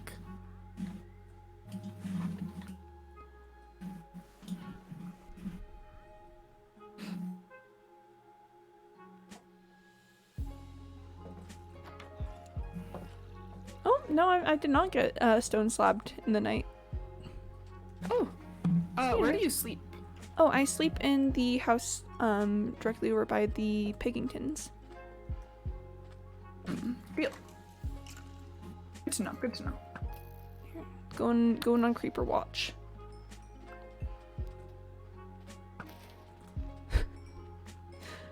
All right, and sorry, I just the radio notes are like, all right, and now we have with us here today Sally Rubra to talk about Labor Day and the tragedies inherent in it. My arrow ricocheted and hit the creeper behind this creeper. That was so weird. I was actually talking about OSHA the other day when we were discussing the Radium Girls.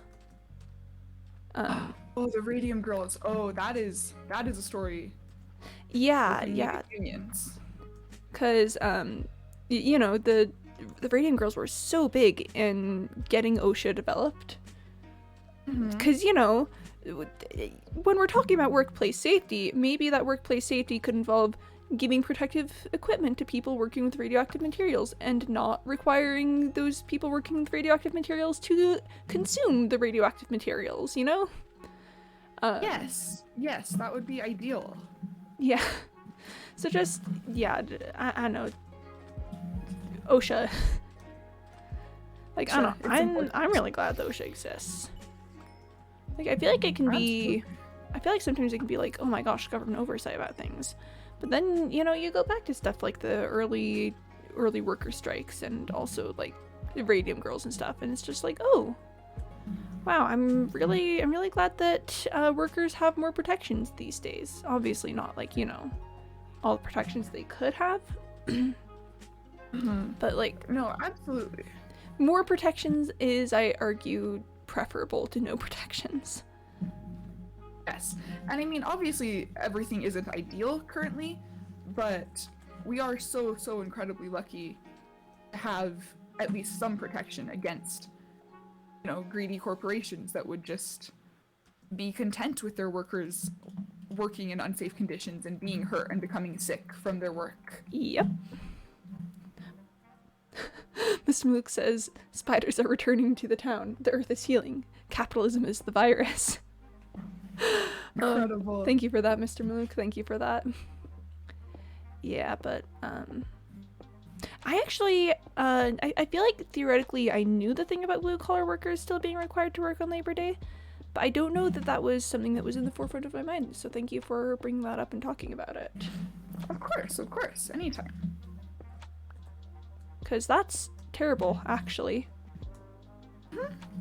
Like, wow, let's take a day to celebrate, you know, like, workers who don't have as much rights and, like, are, don't have protections and have to work long and bad hours and stuff, and that's like, consider the blue-collar workers.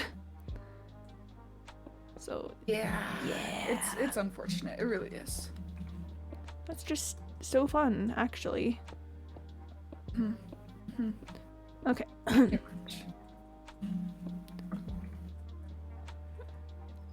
Alright, here we go.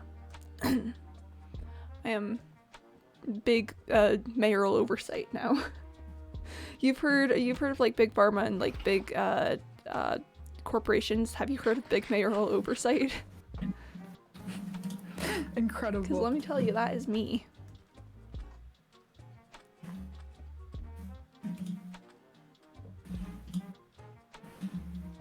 I am stealing from you.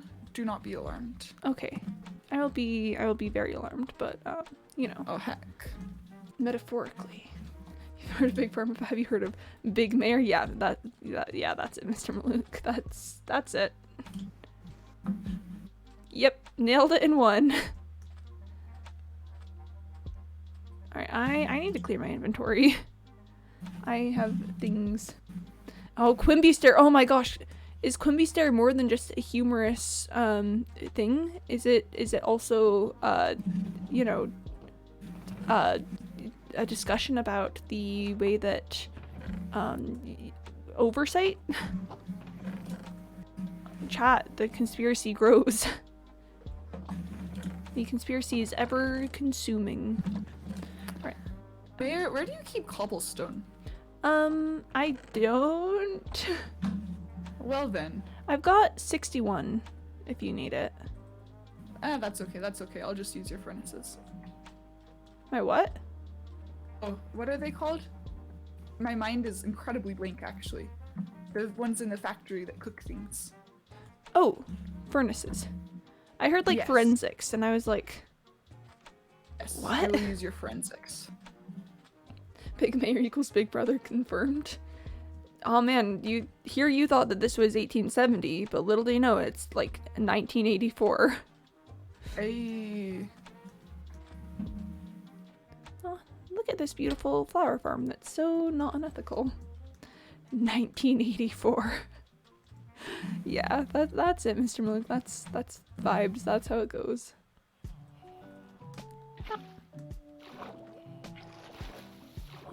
Okay.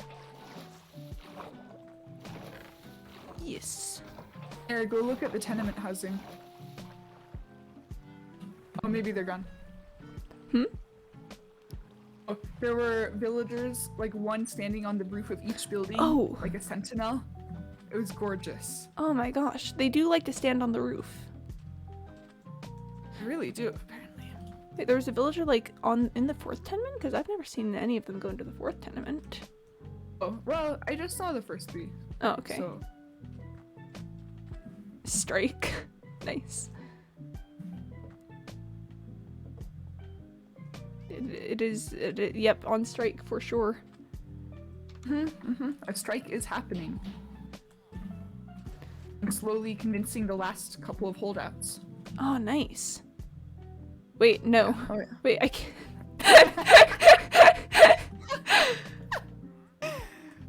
My inventory is entirely stone brick slabs right now, just so you know. Good, that's how I wanted it. It's amazing how little gets done when the mayor's the only one working. I mean, yeah. Consider that. Let's see.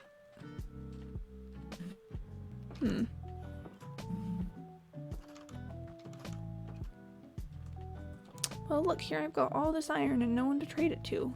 I wonder what could be the cause of that. I admire your cunning, but I also hate you for it. Yeah, thank you, Mr. Miller.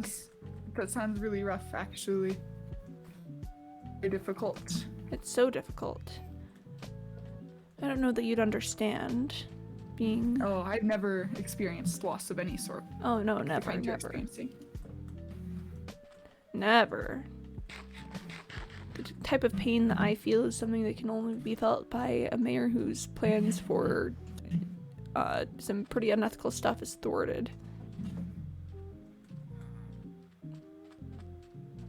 Yeah, that sounds like a really specific emotion, actually. You've never felt that? No. Really? I mean, I have felt the emotions of a young worker believing himself to have found a friend, only to be betrayed when given the bill. I think that sounds pretty specific, actually. Like, I don't know that I've ever felt that one. Yeah, no, didn't think you could relate. Yeah, in the future, please have more relatable emotions. Pardon me. Yes, of course.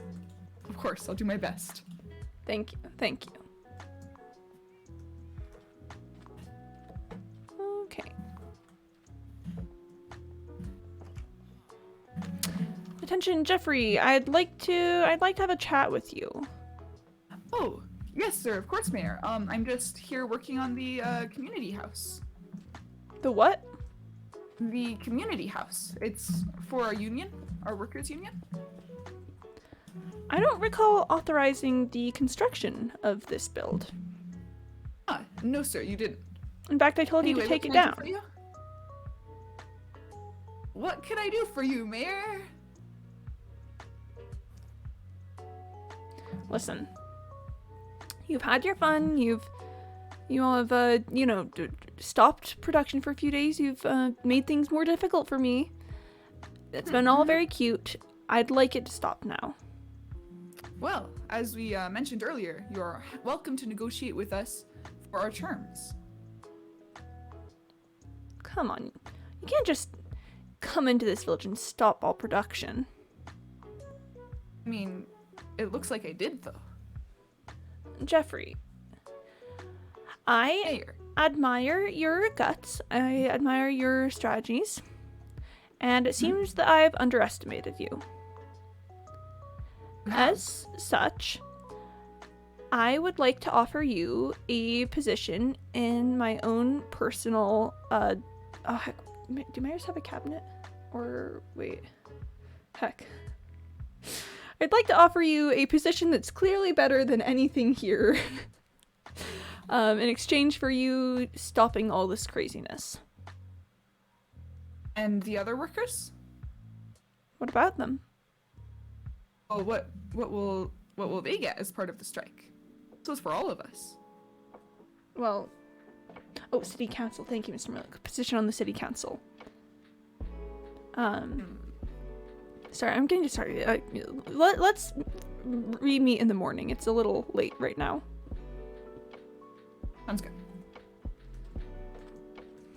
Just creep or watch. At some point, I should just spawn-proof this entire area. But honestly, that sounds like a lot of effort.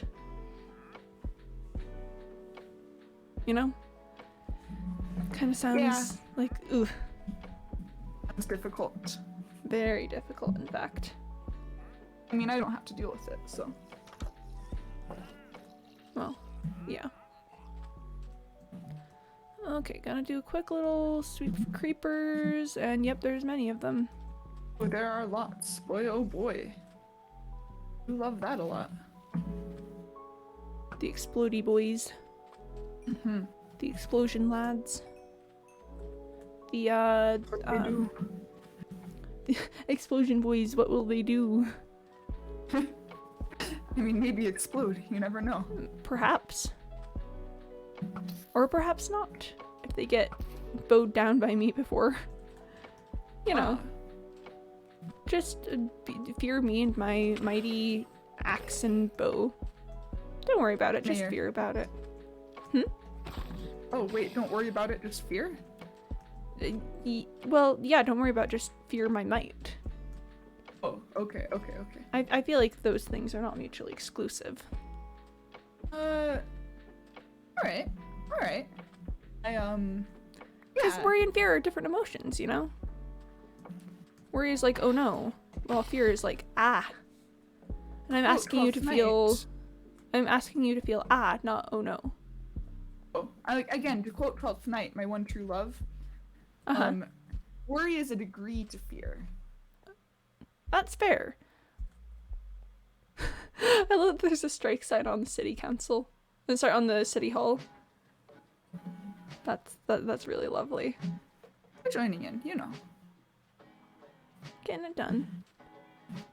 Aha! We have a straggler. Is there one still out here? Yeah, there's one holdout. No. I'm not sure. I'm not sure Brothers. I'm not sure where they sleep. 'Tis an armor.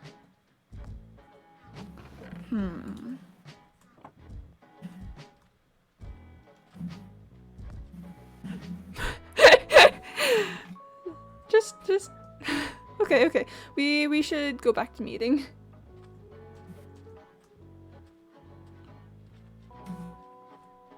Jeffrey. Oh. Here, let's go back inside. Community house. Very useful. Very useful. Yeah, sure. Whatever. For meeting. Alright. So again, I'm prepared to offer you a position on the city council in exchange for you stopping all this. You know, there were no problems before you came. I'm sure that the second that you quit this all, that, you know, it'll all just go back to normal. Mayor, the people of this town have changed. They know now that there's something they can do to stop you. They won't go back so easily. I won't betray them. Really? Not even if I forgive your debt completely? What about their debt? Why should you worry about their debt? I'm offering a They're my chance for you to have a better life. I'm offering you a chance to really, really achieve the dream that you came here for. To, you know, remember how we were talking on the boat trip over here? How you said that you wanted to make something of yourself, wanted to find a way to, you know, participate in the world. Well, this is it, Jeffrey. Stop all this everything with the workers and become one of my trusted council members. I promise you won't regret it. Mayor, you claim to be the leader of this town. Do you know what your people are going through? Have you slept with them? Have you eaten with them? Have you met with them during work breaks when you're all just exhausted as the next man? Do you really understand their lives? Do you care about them? Of course I care about them. I do, and I have. I've been living alongside them, working alongside them. I know what it's like, and I won't leave them there. I won't abandon them. I see. Alright. Alright. You've made your point. There's nothing you can do. There's nothing you can do to separate me from these workers. Alright. Good to know. Well, I'll leave you to whatever it is you do when you're, you know, destroying the economy of a bustling and growing city. And I guess I'll see you later, Jeffrey. I hope you consider what I've said to you today. Uh-huh. I hope you consider what I've said too, because let me tell you, Jeffrey, this is just the beginning. Have a good day. Okay, sorry, Mr. Milk. I'm so sorry that I missed the gem of Jeffrey. Would you like to join in on the strike? The men in power are exploiting our workers, our lifestyles, and our fundamental human rights. Will you join me, brother? Sir Piggington the Fourth. Oink. That's all. That's all. Just Sir Pigington do be like pig noises. Alright, chat. Sir Piddington's like, no, why? No, why? Okay, well that obviously did not go as hoped. The kid is more dedicated to this whole workers thing than I thought. Let me tell you, if it had been me, I definitely would have jumped at the chance to better myself over the, rights and, everything of everyone else. That's what makes me a robber baron. I'm thinking we may need to send a message of some sort. Do something to prove to these workers that they may be striking for now, but we're the ones in charge. We're the ones with all the power, with all the control in this village.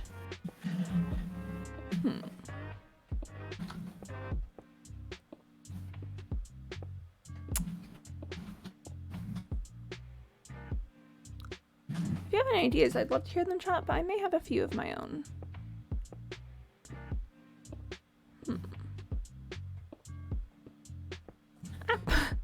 I keep placing things wrong. No, I'm so sorry, I didn't mean it.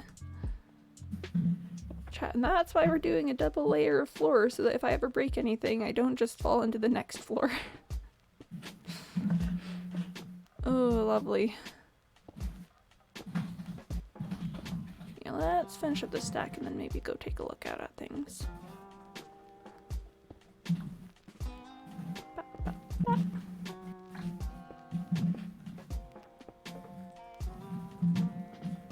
Animal Crossing music plays while workers' rights are being negotiated.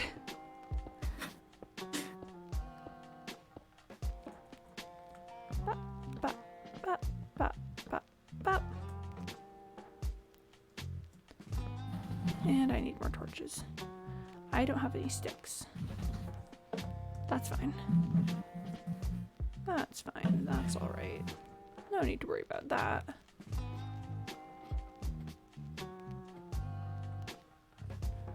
So we get what you want without yielding too much to demands. Perhaps letting them start their union, but be sure to have a couple of the leaders in your pocket. Strike. Mayor, your power cannot last. Cheeky little fellows. Can you pass them off as needing to have those leaders who are close to the mayor? Oh. I may have someone in mind for that.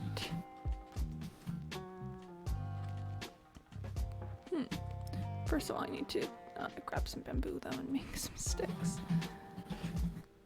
Let's see. 13, 14, 15, 16. Alright, 16 sticks. This is getting out of hand. Now there are 2 of them. Signs. There certainly were 2 signs out there. Man, how wild that in this day and age there are 2 signs.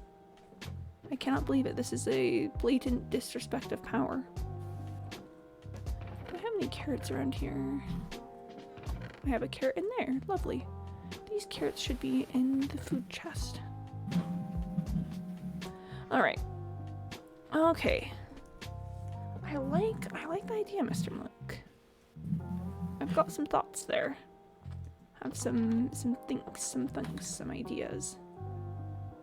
Yeah. Sorry, there's just a man walking around. There's just a man walking around the whole area. Just going. Oh wait. Oh, does that guy sleep in the kitty house? Someone sleeps in the kitty house? I think someone might sleep in the kitty house. Oh, yep. No. That guy sleeps in the kitty house. Who could have foreseen that anyone would sleep in the kitty house? It's not as if there's a bed in there. Oh no. The bed is for kitties, clearly. Clearly. Okay.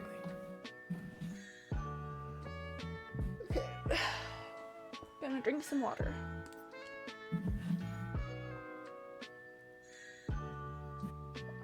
liquid.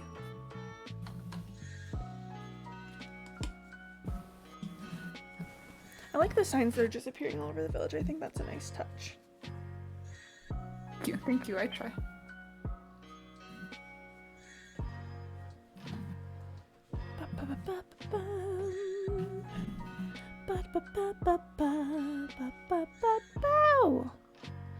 And okay. Oh, I'm not a villager, dang it! Got him! Got him! Absolutely got him. Oh yeah, oh yeah. Let's go! Let's go! I'm not a villager. I'm not! I swear I'm not! Anyone told you that I was lying! I'm not a villager! I'm not a villager! What if you weren't a villager, but you woke up one day to find a slab outside your house?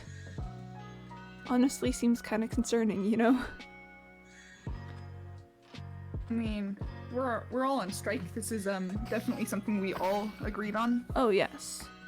So, yes. Wait, no.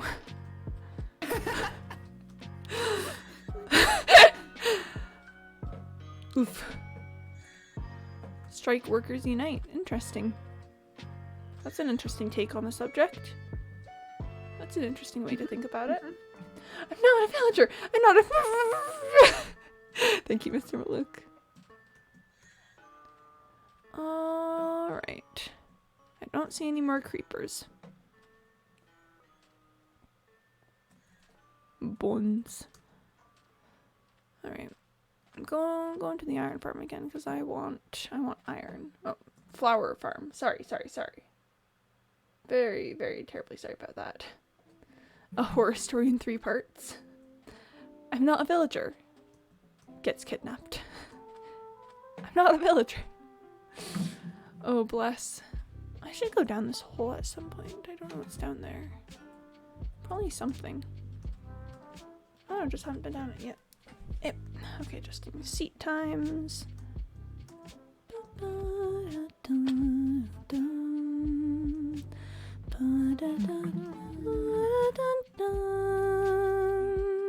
Animal Crossing music.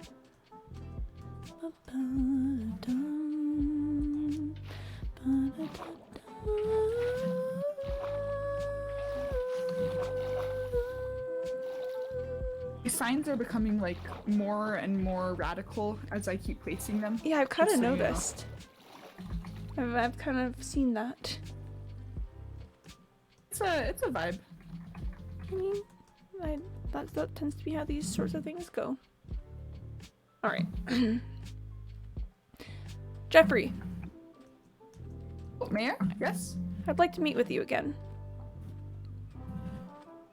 Meet me at the community house, Mayor.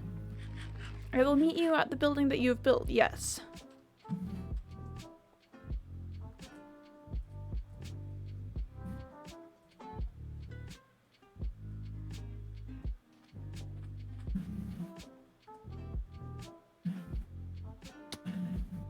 Oh. Oh, that's quite an entrance. Oh, thank you. I am upstairs. Oh, I see. Listen, Jeffrey. Admittedly, this strike has been more troublesome than I originally expected it to be. So, with that in mind, I will hear your demands. Will? I will hear them. Hey! Okay, I have so many demands. Okay, Mayor. Okay, so here's the thing. First of all, if people need equipment in order to do their jobs, you can't charge them for that equipment. That's not how it works. Okay, so that's like sign number 1. Interesting. Secondly, we all need a place to sleep, and we need to be paid enough that that place to sleep is not half of our wages, okay? I'm thinking like 1/10 of what we make can go towards rent. That's kind of a big ask. I mean, My ideal would be you not controlling the tenement housing anymore, but I know that's a hard sell. I know that. I'm working with you. It's a compromise. Interesting. Anyway, nextly, breaks. Everyone needs breaks. Everyone's exhausted, okay? Lunch break, 10-minute breaks throughout the day, days off when you're sick, breaks. Interesting. Perfect. Okay. So my next request is for shorter work days, okay? And this isn't a request, it is a demand. It is. We demand shorter work days. You have the villagers and me working from sunrise to sunset every day. That's not possible. Okay? Shorter work days, time in the morning for some breakfast, time in the evening to relax. That's all we ask. Well, among many other things, that's all we ask. I was gonna say, you've already made at least 3 other requests. Yes. Okay, perfect. So then finally, what I'm thinking is, this isn't finally, I still have some ideas. Okay, the next one we're thinking is guaranteed pay if a worker gets injured. Okay, because we're taking risks on these jobs. I was taking risks working on your house. You gave me a water bucket for safety, but you didn't give it to me. I had to purchase it. What if I had fallen and died? What if I had gotten injured? We need guaranteed safety pay for any injury achieved or any injury received while on the job. Well, but isn't that a bit much? I mean, what if someone like just trips and falls? You expect me to pay for that too? I'm gonna sneeze. So sorry. Bless you. But if they're working for you, then yes, I do expect that. I can't think about it. We need to work in order to survive right now. If someone trips and falls, they break their ankle, they can't work for a few days, they're dead. They don't get food, they can't pay for shelter, nothing. Interesting. We need this. And my last demand, I'll put it here. Respect. We need you, as mayor, to take the citizens of this town seriously. We need you to listen to us. We need you to understand that we have power when we work together. And you can't keep that from us. You can't stop us. You need to know that and remember it. Those are my demands. Interesting. All right. So just to recap, don't pay for equipment, rent lower than half your wages, breaks, shorter workday, insurance for on the job injuries, and respect. All right. I will consider carefully and get back to you. Thank you. Thank you for your time. Uh-huh. Alright, chat. How little can we give them?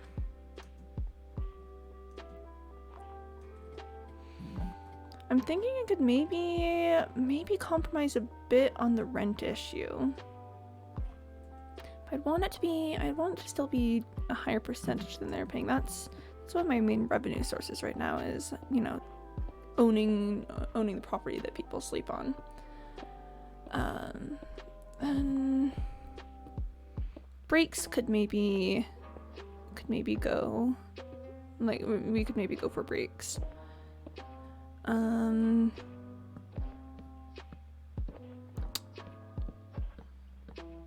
suppose the equipment thing does make sense. I mean, traditionally workers would just supply their own tools, but I guess in this day and age it's less likely that people have access to it. I don't know, chat, what else? What else do we think? Let's reduce rent by 2/5, so compromise to reduce it by 1/5. 3% instead of 10% to 50. Okay, yeah, I could start a little higher than that for negotiating, so I could take it lower for the final price. Okay. Let's see. I mean, the respect thing obviously is probably not gonna happen. Like, I don't know, how do you expect them to just get respect without, like, earning it? I don't know. I suppose we could allow the like insurance thing, but then just wrap it up in lots of complex language so that it's actually fairly inaccessible for people.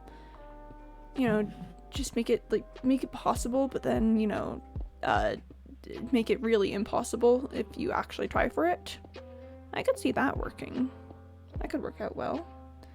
For instance, you can establish a healthcare plan where each worker contributes some of their pay to the pot when something does happen. Ooh, so then it's on the workers instead of me. That's interesting. Okay, talk about the legal jargon to make it hard to navigate. Alright. I like it. I think we could work with those terms.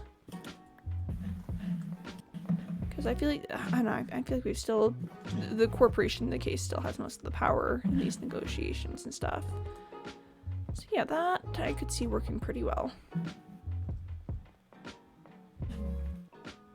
Alright, and 6 more slabs.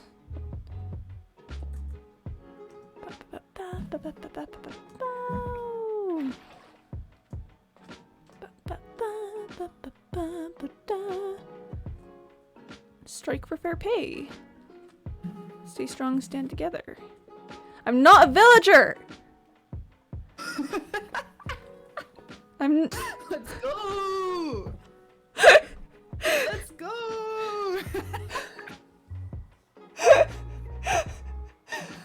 Oh no.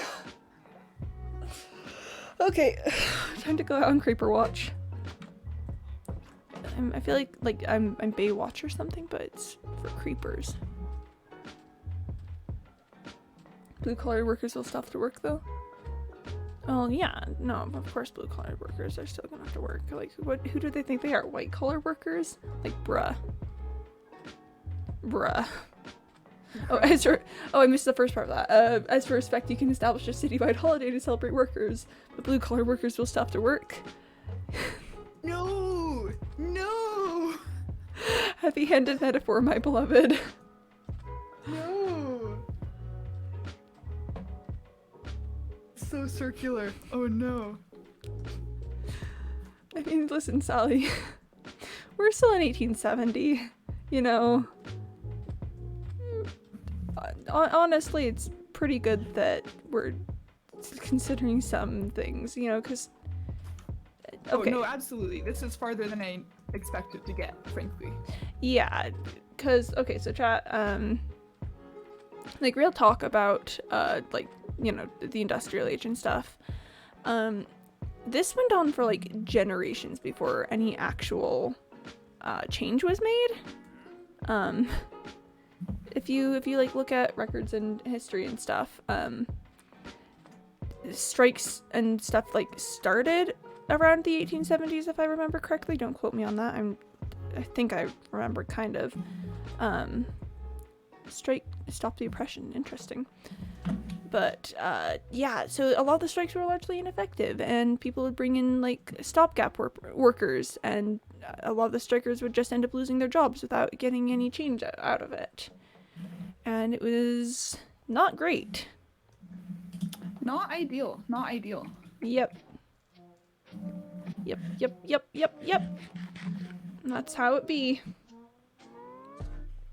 Alright, Jeffrey, I'd like to meet you again. In the community house when you're ready.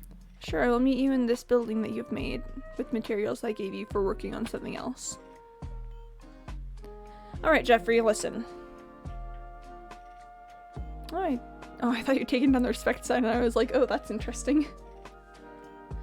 I have signs. Yep, you certainly do have signs. You know, I've got 2 pickaxes. Pew, pew, pew, pew, pew, pew, pew, pew. That's all. You good, Mayor? Yeah, no, I'm good. I'm We're good. good. Here, I'll take the shield off for our discussion. All right, and he's going to put it through your teeth. No! I have a pickaxe, Jeffrey, and I'll put it through your teeth. No! No!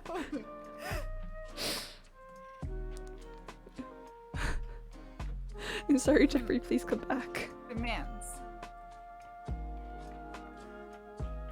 I love that. This is fine. This is fine. Alright. Whew. And thus ended the negotiations. The mayor went through a fit of madness and attacked the union workers, resulting in a large-scale lawsuit.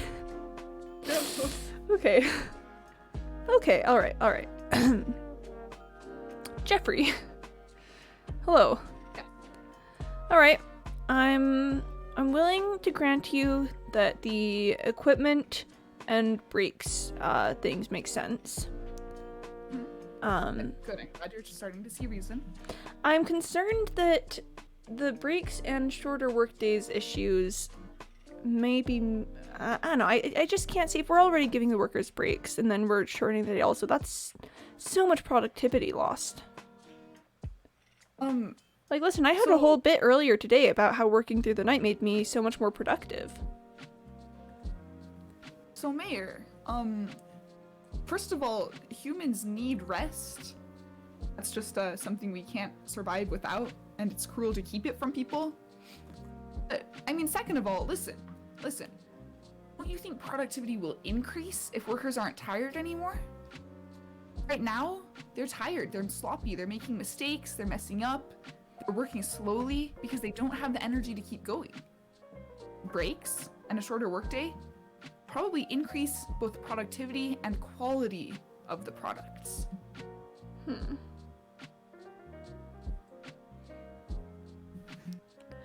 How about you get one or the other? You get the end of the strike with these, or you get the strike.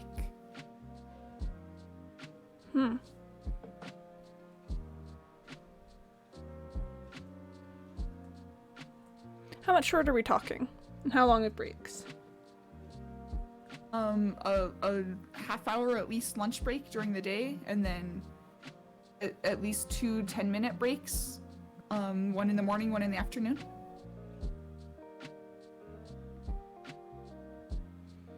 Okay, seems reasonable.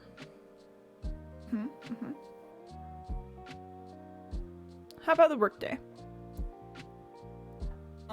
We need time in the morning to eat breakfast. We need time in the evening to see our families.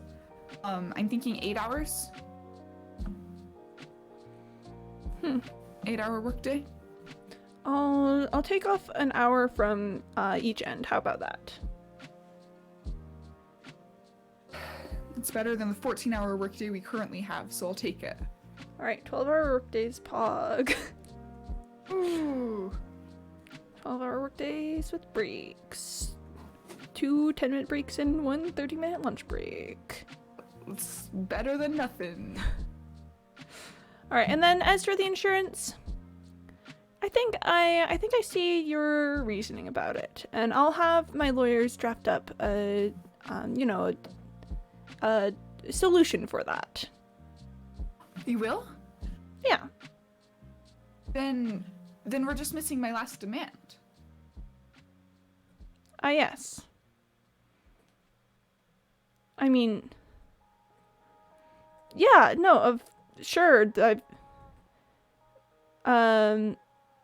Listen, Jeffrey, this can't keep happening. Every time you guys want some little thing, you can't just stop production on everything. You know? Mayor, we won't if you treat us right. If you respect us, we'll respect you. Well, I'm just not too sure, Jeffrey. I feel like it's a give an inch, take a mile kind of situation. The goal here with all of this, Mayor, is to reach a mutual understanding.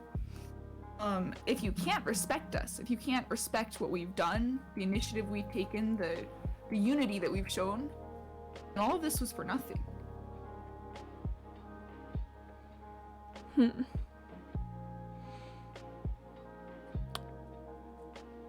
Alright, sure. I'll agree to it. Yay! Great. Alright. You've had your fun. Is the strike gonna stop now? Once you promise to reach these demands, then yes. Yeah, sure, what we've agreed on. Oh, wait, we never talked about rent. Oh, we never did. I was just assuming you would, make it about 1/10 of a workday. I don't know if I can go that low. It's just for the price of maintaining the property and keeping it all running. I'm thinking 40%. You do any work on the property? Yeah. I did work on the property just the other day.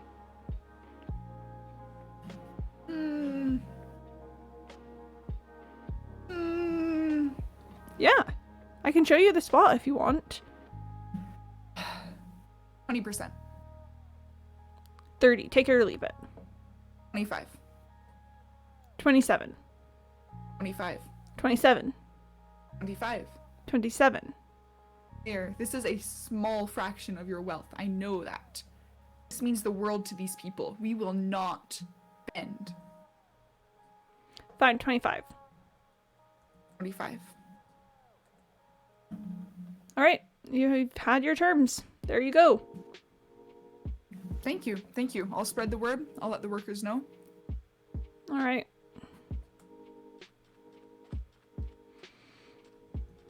Well, I'm glad that clearly one-time event is over and that'll never happen ever again. Yay! Every renter talking to the landlord. Do you do any maintenance on the property? Okay. That's real, Malik. That's real. Yeah, you didn't have to call everyone out like that. Like literally absolutely every landlord ever. That's fine, that's chill. That's alright, as it were. Oh, but rip. Rip, indeed. Do you do I any thought that went maintenance? rather well. Yeah. Heavy-handed metaphor, my beloved. Let's go. The object lesson, as it were. Yeah. Exactly. And lesson about objects. Welcome to Watchmojo's Wow. top 10 list of dramatic irony. Number 10. What a great one-time thing that will never happen again. Yeah. I'm in a room with 4 villagers, and they all keep opening and closing the door too fast for anyone to get out. Oh no, I'm gonna start removing blocks on houses. Yeah, I've been removing them. Yeah. Tenement housing was a mistake. This reason only. It's about the doors. Mhm. It's about the doors. Out the doors. Little did they know that the true enemy was the doors inside us all along. Oh no. Maybe. I'm leaving the signs though, Oh yeah, that's fine. as a reminder. Yeah. Maybe the true union was the doors we made along the way. Unity through doors. Let's go. Yep. Well, I think that about concludes the the Labor Day section of our program.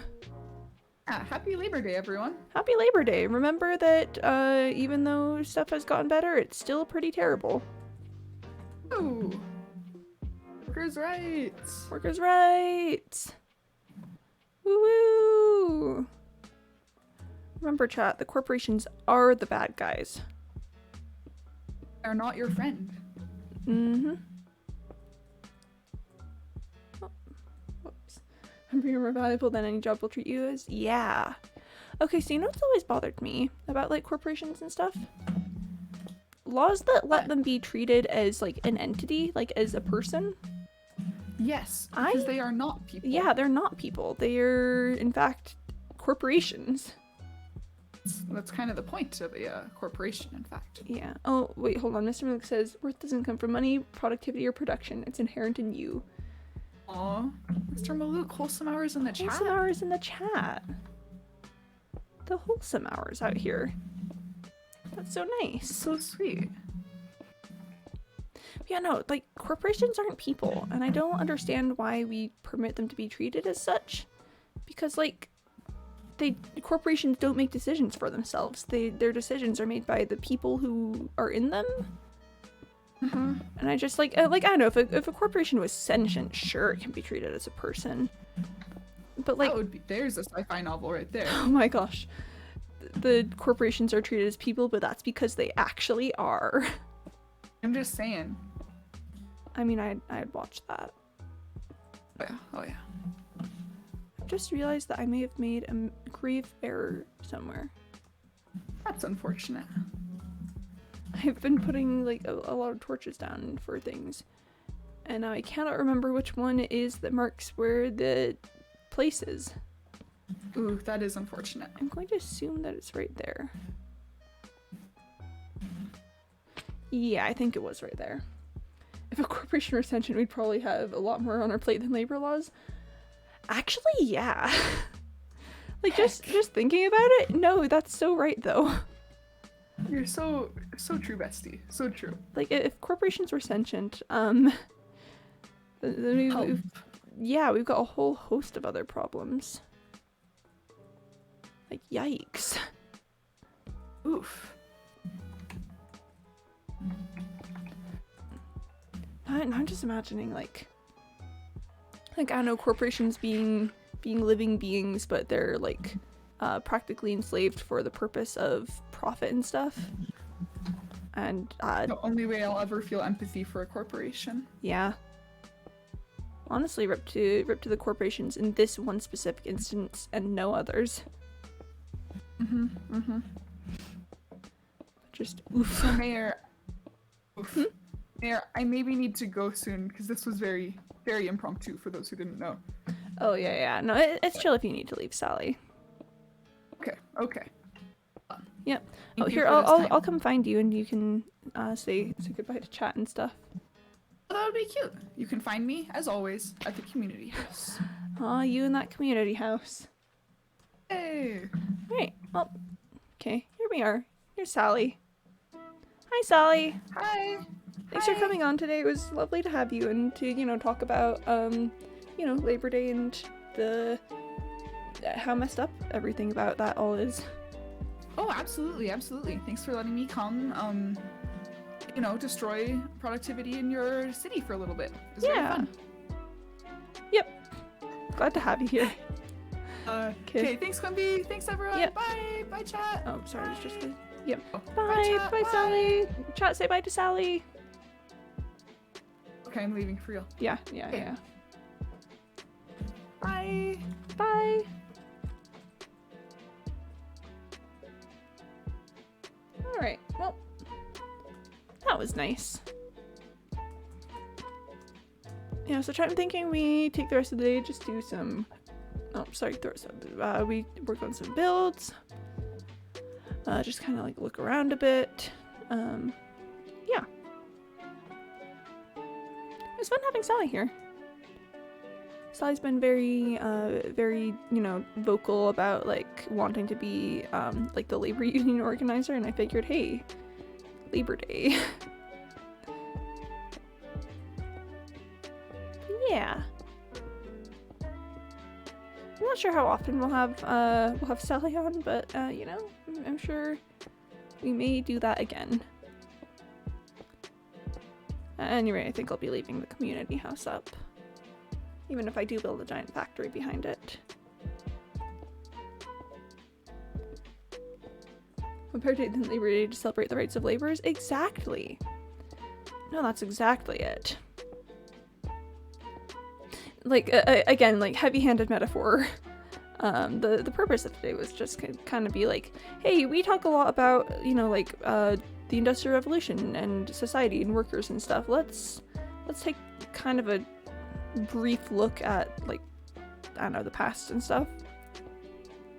And it was very impromptu, so I didn't have, like, a ton of research and stuff prepared. But yeah, if you guys are interested in, the whole thing and, like, the whole labor rights movement and stuff, there's lots of great resources for it, some great books, some great stuff you can read online about. Just like in the US especially, because the US is the ones who celebrate Labor Day. Other countries, I believe, generally celebrate like labors and labor-related things on May 1st, May Day. It's but it's not that in the US for reasons.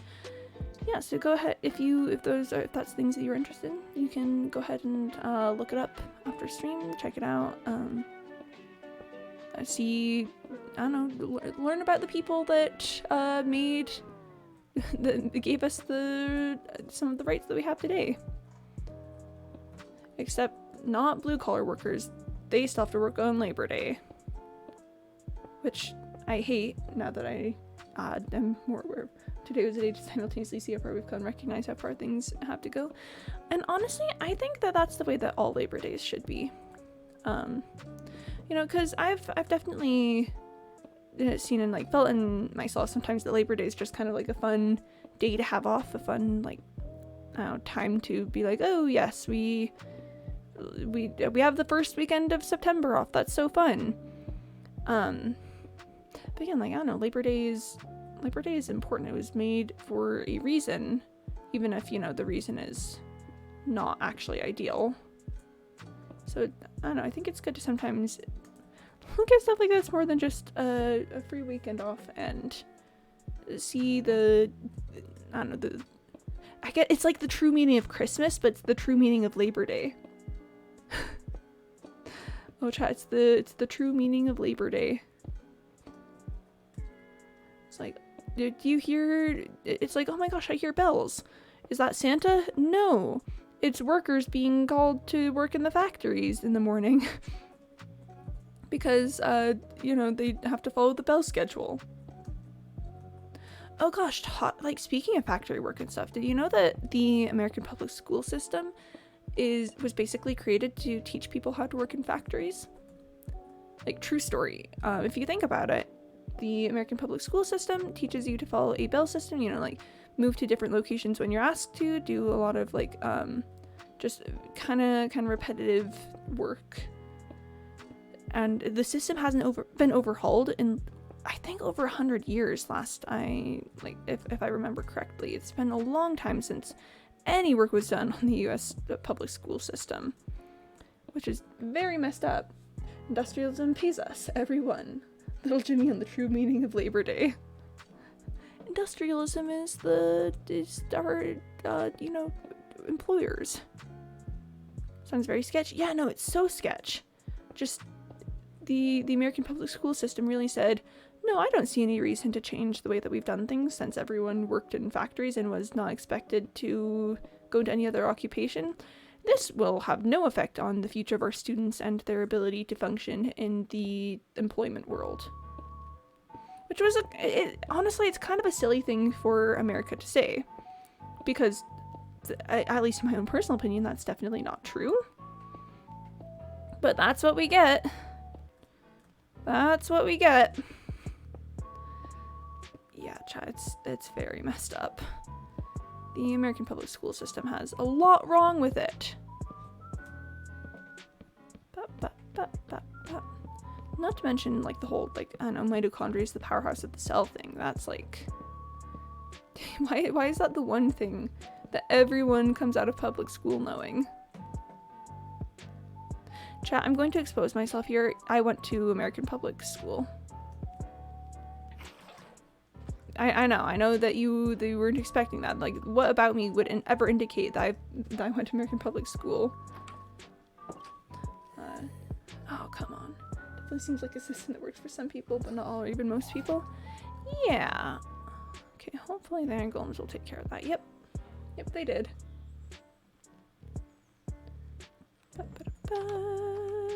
Time to go on Creeper Watch. Alright. Oh, did that creeper just disappear or did it go inside somehow? So that creeper went inside. We've got some other problems. Oh no, chat, the creepers figured out the ultimate defense. Enter the area with bed and I will be unable to fight them. I'll be laughing too much and I just won't see them coming. They'll just explode and I'll be like, bed, you know? Oh, it's a terrible day. Very, very sneaky of them. really got this whole thing in the bag.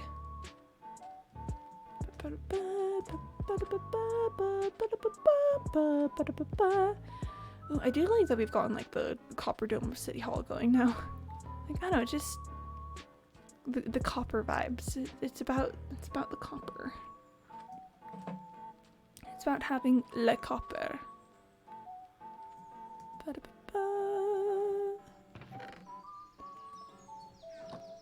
And I've got a lot of gunpowder.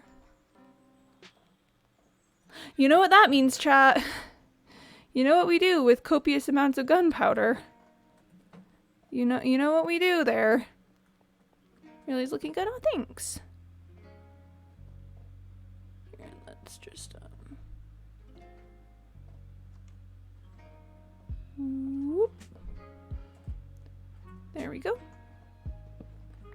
800 follower fireworks show. I don't think we're at 800 followers, but I mean, if we are, then certainly. Because I thought we're at like 77 at the most. I need to recheck that, but oof. Yeah, chat. Labor Day is certainly a time. Wait, I think that's what we do with the gunpowder. Oh, okay. Well, I definitely just turned a lot of that gunpowder into TNT, actually. So you know. Oh, what does this one say? Strike, throw off your chains. Oh, interesting. Strike for more food. All right. Do I feed the villagers?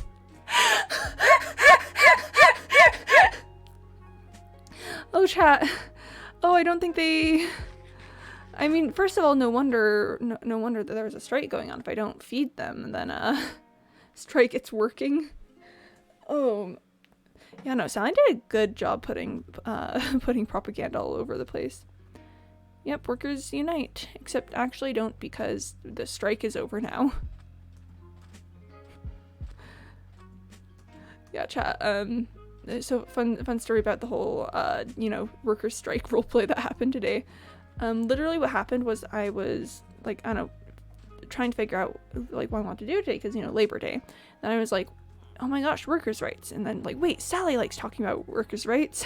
And I was like, Sally, do you want to come on stream and talk about workers' rights with me? And Sally was like, okay. And so,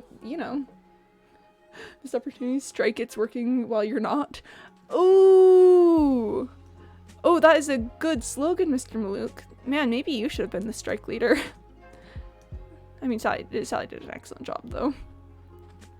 But yeah, I was like, Sally, come do strikes with me. Like, come talk about workers' rights. Sally was like, okay. And then we very quickly rushed and put it together. But yeah. So community building's gonna stay there. I don't know what Sally plans to do with that. I don't know if she's gonna, like, I don't know, make it pretty or not. I mean, it could be that keeping it just stark and utilitarian is a good, like, symbol of its purpose and what it's all fighting for. I think I'm gonna need more stone than I've currently got. But strike, it's working while you're not. I love that. That's very fun, actually. It's just like, surprise, you're not working, but the strike sure is.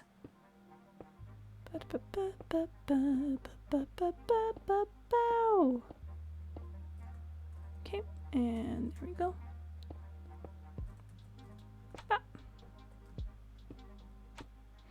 Oh man, I am, like, very sad about the whole, rough stuff with the CSMP this morning. We're just stopped, like, working and stuff, like, because the point of working with a hosting service was that it was supposed to not do that. And then the hosting service said, I'm sorry that you thought that we prevented that, because now you have to deal with it happening still. And I was like, no. So yeah, I'll be trying to figure out ways to prevent it in the future, but we're just gonna move the opening of the train station to later today. Saw you and Slim that did that. Yeah, I just boy, you know? That's my thoughts on that, is boy. Oof. I'm placing those. Chat, okay, so there's the floor of the second floor. I need more torches. I mean, obviously I gotta put more torches out, but chat, that means that ASI Roba back on Minecraft anymore. Yeah, no, thanks for coming on. I wanted to like do something about the true meaning of Labor Day today. So I'm glad that you were game to just show up with almost no warning and, you know, do the things. But yeah, hi, welcome back. Thanks for coming on and doing the things. I need 32 of you. Yeah, I hope it was a good time for you too. I thought it was very exciting. But yeah, I hope you enjoyed yourself on A Mayor's Paradise. 3, 4, 5, 6, 7, 8, 9, 10, 11, 12, 13, 14. Yeah, that's about right. Anytime? Aw, thanks, yeah. But yeah, we're I'm just gonna leave the community building here for you. So that I don't know if you ever come back you can have it. I might build a gigantic factory behind it. But you know, I feel like the dramatic irony of that might just, you know, increase the whole allure of the place. Super fun. I apologize for stealing your things and building buildings. Hey, I mean, I gave you permission to build like a union house before, you know, before we started. So that's all right. Besides, I don't know, I feel like it really fit the vibe. And I like Jeffrey. I was considering killing Jeffrey off at the end of the story, but I think the solution that we came to in the end was better. Me after you leave. Yeah, I was considering killing your character. Because, I don't know, the thought process there is that, you know, a lot of times this whole, you know, like, worker strike thing didn't work out well for the leaders of the group. But I didn't necessarily want to do that without discussing it with you first, and then, you know, we just kind of did it very fast. I was kind of waiting for a tragic ending. To be fair, I feel like there still could be a tragic ending. You know, I don't get the feeling that Mr. Alert is one to be beaten like that. Like, I don't know. Me casually. Ah, yes. That character that you had today may perish. Yeah, I considered it, but you know, I feel like it was maybe a bit too public to kill Jeffrey. Because Jeffrey was such a prominent figure at the time that, you know, like any sort of death would be greatly looked into and could cause like riots in the city. And I don't know if you know this, but I'm actually trying to avoid riots in the city. It's one of my secret tactics for, you know, being a person who is the mayor. So, yeah. I think there's just a little too much public scrutiny to be able to pull off that kind of maneuver. But, yeah, now we're just doing housework because, you know, a surprising little got done today somehow. Who could have foreseen that telling a union worker to do stuff for you might cause a union? Oh, to be fair, I guess a union was never fully established. I guess if you want a union, you're gonna have to come back. But yeah, hey. Imagine telling someone that they need to work for you for like in poor conditions for large amounts of pay, and then they say no and then start getting the entire city on their side. Like, honestly, I never would have foreseen any of that. Sounds kind of like, I don't know, unrealistic personally. Who knew that hiring someone to build your house would actually lead to your house not being built? See, that one I feel like has some merit to it. That one is a little bit like, hey, yeah, wait. Pro tip, if you hire someone to build your house and they don't build your house, like IRL, you're probably getting scammed. They're probably a bad contractor. So yeah, pro tip, if that happens to you, just don't. Yeah, if that happens to you, just don't. That's the message that I would like to bring to you all today. Just don't. Okay, well, I'm probably good to just go up here. I'm sure the iron golems can handle any, like, skeletons or zombies, and creepers will despawn if I give them enough time. But yeah, no, second floor of the house is, like, the actual floor part is coming along pretty well. Whoop. And the plus side is that being near the flower farm also gives it time to work.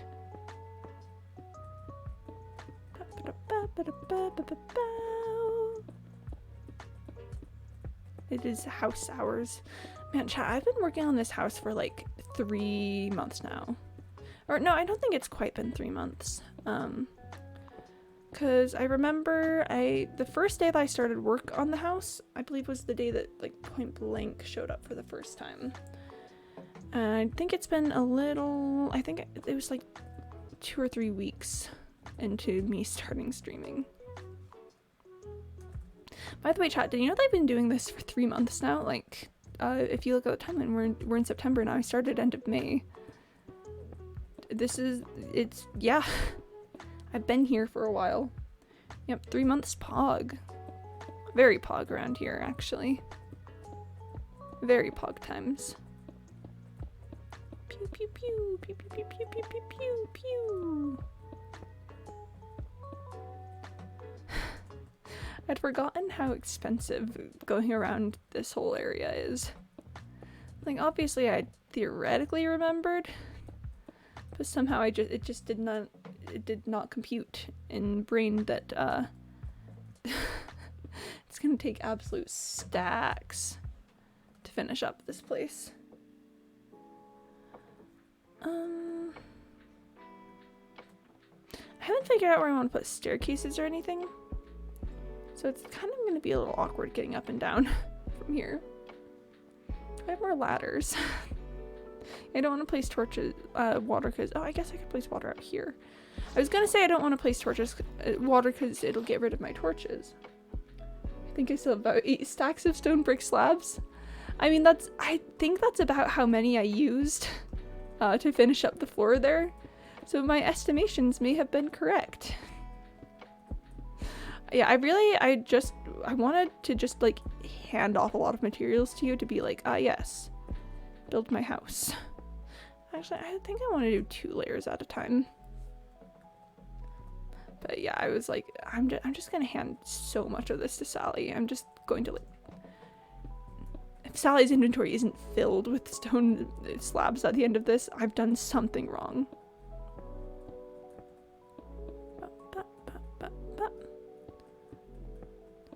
Oh man, chat.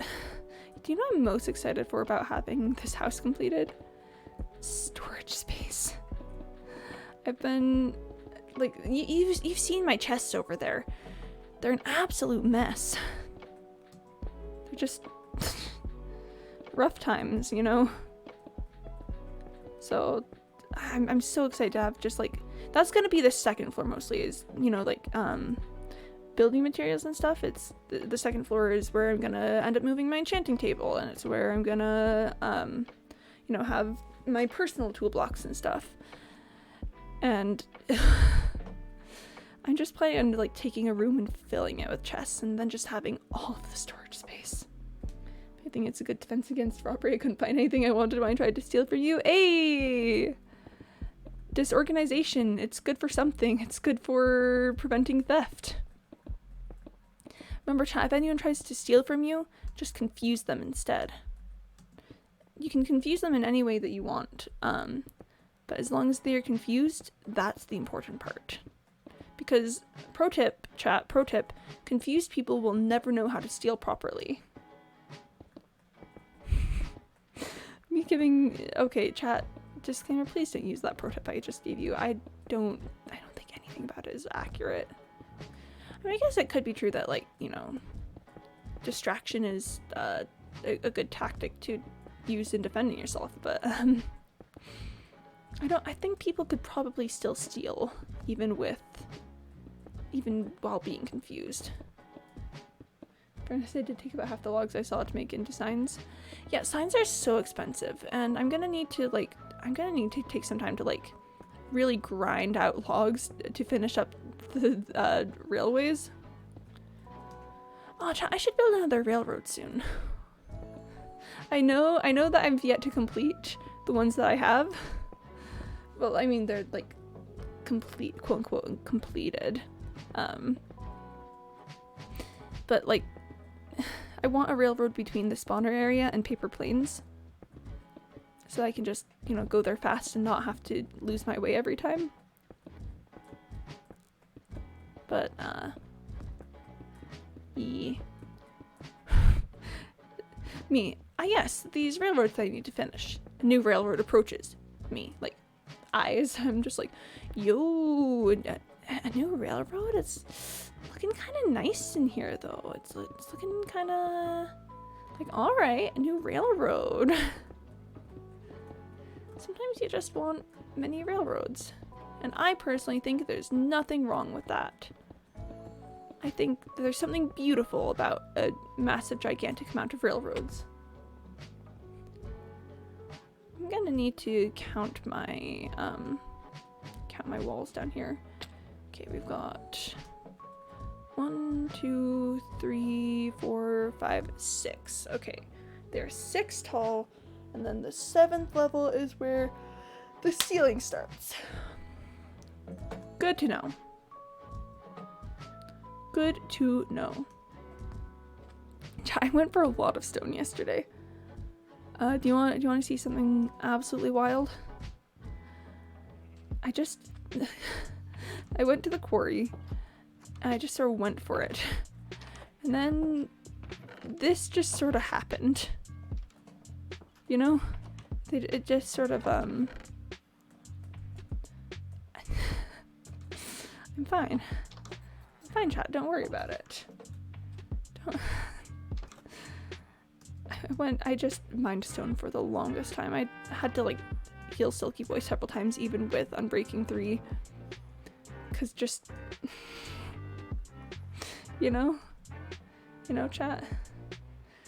I don't have a problem. You have a problem. Okay, 1, 2, 3, and 4.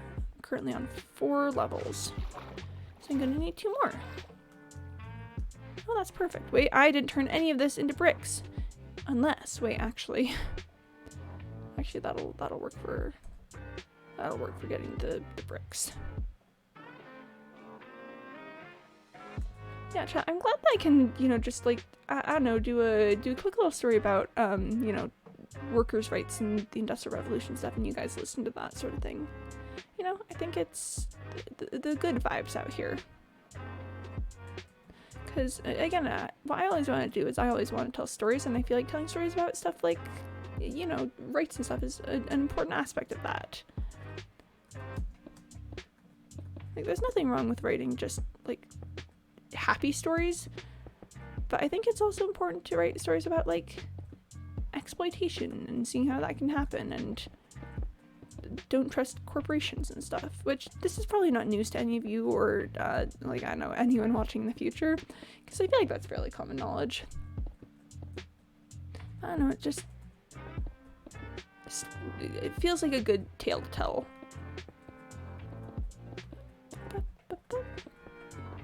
I'm doing more work on my house actually today than I've done in a long time. Maybe it's because I just finally sat down and got the materials for it. Chat, breaking news headline to be aware of. When you get the materials to work on things, you tend to work on it more. Oh, who could have foreseen? No, literally nobody predicted this outcome.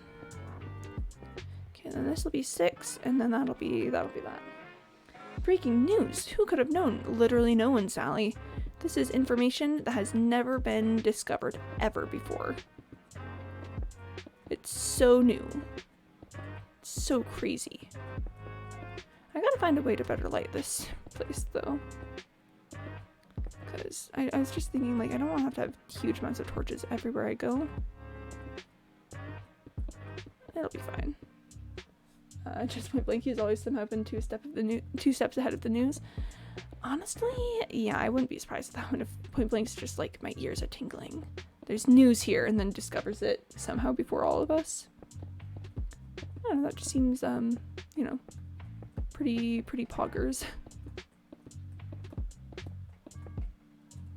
Oh, John, look. Again, so much more work is being done today than in months. Like, weeks, probably. This building has been sitting in this spot forever.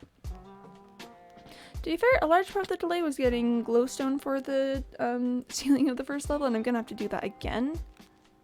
I'm gonna need like several stacks of that. But like, I don't know, it's got to get the walls done in the meantime.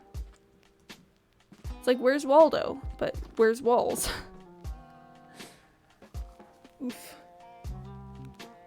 Good times. Alright.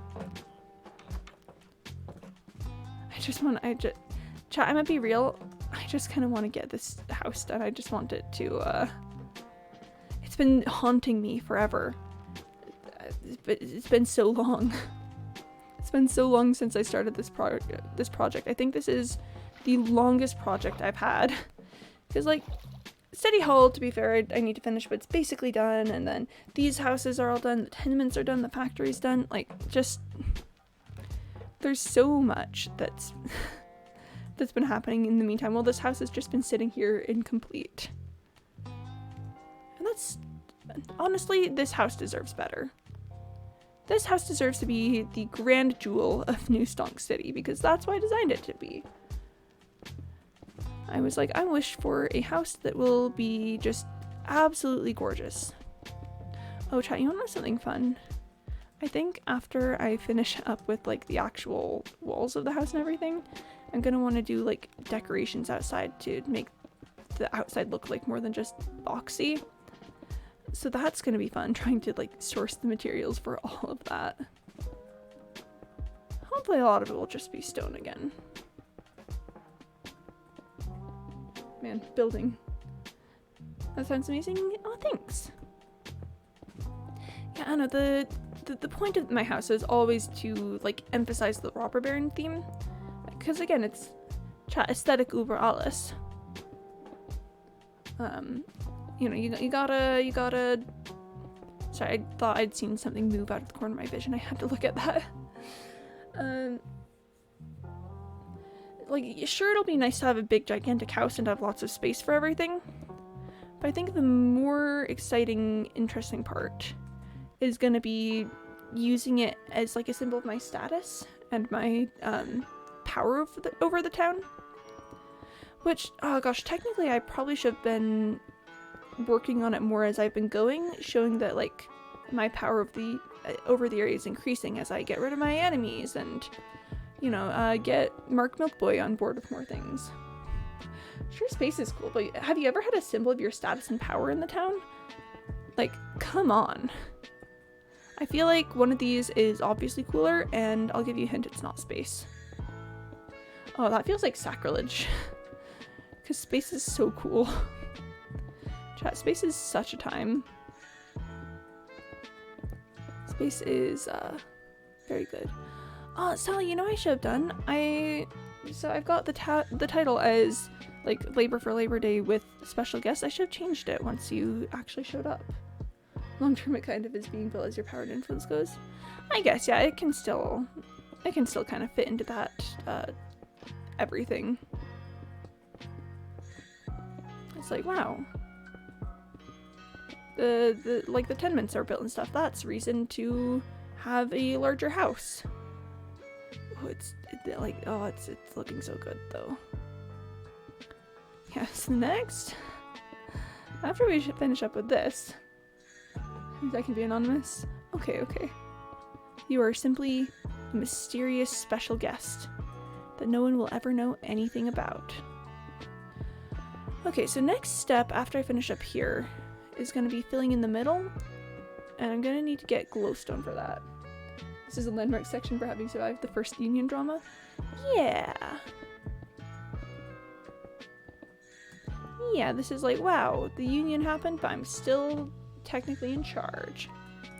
Okay, so chat, what I need to do is I need to get a lot of glowstone and then start like placing blocks on here, and I kind of want to do like the glowstone as I go. Here, I want to check my formation down here, how I've been laying it.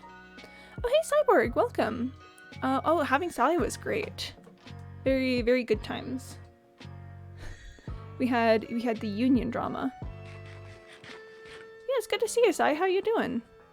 I know that you were here a little bit earlier, but it looks like you had to leave. So I hope that went all right. Okay, starting at the very end. Okay, right there, and like right there is gonna have to be it. Oh. And we're gonna start the Animal Crossing music one more time, just for the last little bit. Yeah, but no, it's very nice, Sai. So this is like 1, 2, 3. Oh, I can't see that from the top. 1, 2 on the inside. Maybe I can work with that a little bit. Yeah, no, Sai did a good job, and I mean, I always do a good job, but thank you. Imagine having humility, chat. I would never. Okay, so it looks like we've got glowstone here. You're just gonna be placing these to try to see if I can get it right. Okay, yeah, that looks accurate. Then if there's a glowstone like right there, then this one is gonna be actually like right here. That one's gonna be right there. Oh yeah, so this is like lo-fi Animal Crossing music. It's like changed enough that it's I believe like DMCA free and stuff. Hold on. Here, 1, 2, 3, here.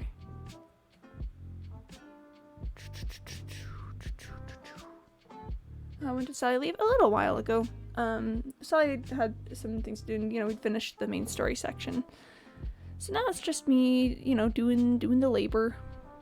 Did I leave like half an hour ago? Yeah, something like that. Okay, but now that I've kind of got like the basic area of glowstone figured out, I want to go through and place stone on the lines where it's not going to be. Hey, Ray the Weird One! Oh my gosh, it's been a hot second since you were here. How's it going? Hope you're doing all right. Hope you're feeling a-okay. We had a little thing about a little fun thing about Labor Day today, and the way that it's actually kind of like not great that it exists, because it means that people don't have like full all the rights that they were asking for instead. So I'm just kind of going through right here and getting myself ready for when I've got all the glowstone and stuff. Yeah, no, it was very fun. Sally makes for a good like idealistic worker coming to the city, wanting to make a better life for themselves and the other workers. Yeah, so I don't want to like do all the way around on the top without knowing where I'm going to be placing the glowstone and stuff. Child, this is what we call advanced building techniques. I don't think this is advanced building techniques. This is just me being unable to count. Doing pretty good. I've been coming because I was at family member's house. Oh no, that's chill. Like, if you can come, you can come. If you can't come, then you can't, I hope that was good at the family member's house though, and not drama. I've been at family members' houses before when it was very much drama, and I hope that was not the experience for you. Anyways, how's your day? Oh, my day's doing pretty well. I got to do some roleplay stuff with Sally, who's in chat right now earlier. We were it's Labor Day, so we obviously had to talk about laborers and the Industrial Revolution, because that's my whole thing. It's about the industrial vibes. It's about the industrial vibes, chat. aesthetic über alles, as I always say.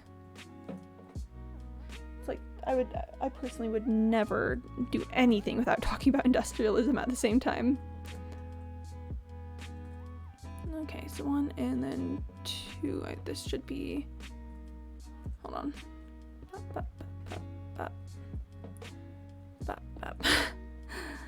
Remember, chat, this is clearly an advanced building technique.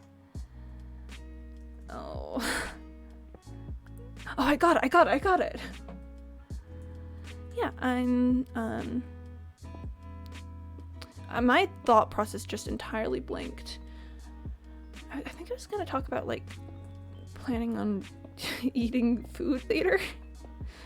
Fun fact, chat, okay, so chat, I'm going to expose myself a little bit here. I do in fact eat food. Like in general. In general, I do consume sustenance. I know that I like to present myself as like kind of a shapeless, formless, random figure who appears on the internet and then disappears immediately afterwards. But I'm going to expose myself and say that I do consume food. Quimby exposed in HD. Eats food? Question mark, question mark, question mark? Yeah. I know you're all probably disappointed about this, and maybe even a little upset that I haven't told you before. But I can't lie to you guys anymore. I consume sustenance. I understand if this makes you think differently of me, or, I don't know, means that your opinion changes of me. But I just hope that you can find it in yourself to respect my need to eat food. If you're people on the internet and you don't really owe us anything. That's true! That's so true. People on the internet don't owe each other anything. Okay, I'm gonna drink some water, hold on. Liquid. Yep, friendly reminder, chat, that you don't owe people anything on the internet. Unless you like owe them money or something, but please don't get in sketchy debt. Oh gosh, chat, we've had our fair share of like sketchy mafia debt storylines. That was so wild. Don't get in debt to people on the internet, because I'm gonna be honest, that sounds so scary. Like, I don't know, just you don't know who you're... It's so difficult to tell, like, who you're really in debt to. Like, don't get in debt to the sheep mafia. Not even once. Not even once, Mr. Maluk. I know you're thinking about it. Not even once. Stop. Cease and desist right here. Here, let's just go through and, yeah, do this section. This whole entryway is gonna remain open. And no, Mr. Maluk, no, stop. I'm going to, like, spray the water bottle at you, like, no. Stop, Mr. Maluk, stop. Stop right now.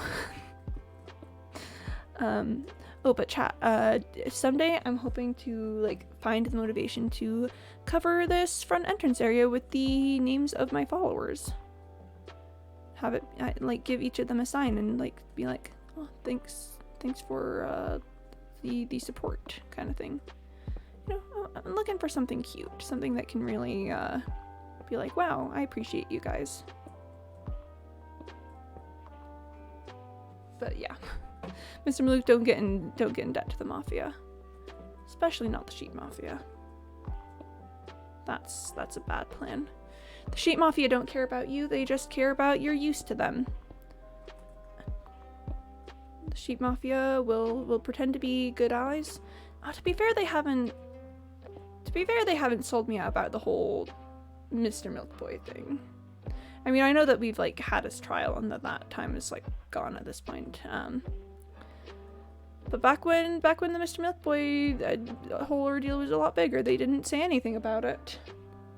So I don't know, the Woolsworths I'd say are just, you gotta be careful with having them as allies, because they will not hesitate to leave you for dead.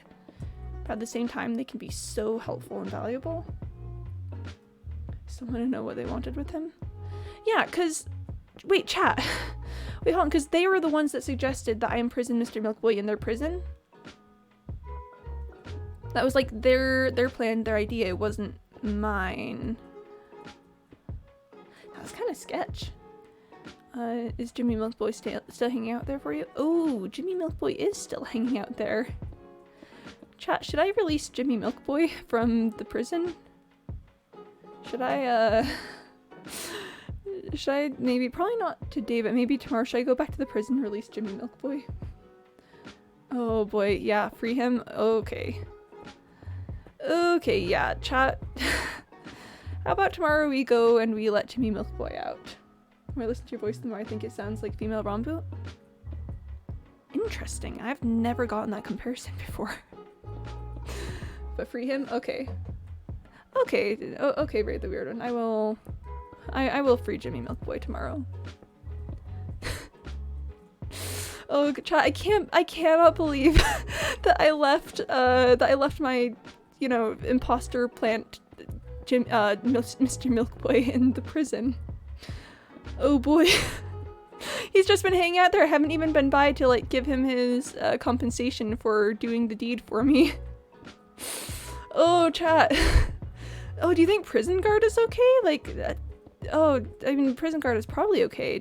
Prison guard is like the guard of the prison. Oh, chat, this is what I get for making plot points and then focusing on other plot points for a short amount of time. I don't have the brain space for it. Oh, bless. That Oh, it's fine, it's fine. I don't know, but oh, that was a clean MLG. That was clean. Why did I go down? I was gonna get more stone. I was gonna get more stone, chat. Okay, yeah, but I've like never gotten comparison to female Rambo before, and I think that's kind of interesting, because I don't know, interesting. It's wild. We're just gonna go get more stone. Yep. Chat, when I told you that I went for a lot of stone, I went for a lot of stone. It was, yeah. So yeah, tomorrow we'll go out searching for, or I guess not searching, we will go rescue Jimmy Milkboy. Oh, chat, what should I do with Jimmy Milkboy? Let's talk about this for a second. Because the guy has been hanging out in the prison for me, you know, taking the place of Mr. Milkboy, but it's the information that Mr. Milkboy's dad has gotten out now. So do I still need to, like, do I need to keep Jimmy around? Has Jimmy, like, provided such service that I need to, like, provide a place for him to live now and, like, a safe location to be and maybe, like, witness protection or something? I mean, I don't want to kill Jimmy Milkboy. I'm gonna be real, I considered it for a hot second. Okay, Sally, I like this. I like the I like the sign on top of the bell. I think that one's nice. First, save / kill channel point battle. Oh no. I mean, if someone uses one of them, then we gotta go into it. But oh no, I built it high enough now that the water bucket struggles to get up there. Okay, this is fine. We'll just yeah, we'll just do that. We'll just do that. Okay, yeah, but chat, I don't think I want to kill Jimmy Milkboy unless someone does like a / kill. Cause I don't know, I feel like Jimmy Milkboy was a good ally while I still needed him, and that's not something that I necessarily want to throw away. Especially with how things are progressing with Merc Milkboy. I don't want to spook the kid off by, you know, killing someone that he's potentially related to, because, you know, the Milkboy last name can't be that common. I guess I could take him back to Paper Plains and leave him in the pasture area, out in, like, you know, the pasture area out by the hacking, like, tower that I live in while I'm there. Is he Mark's cousin or something?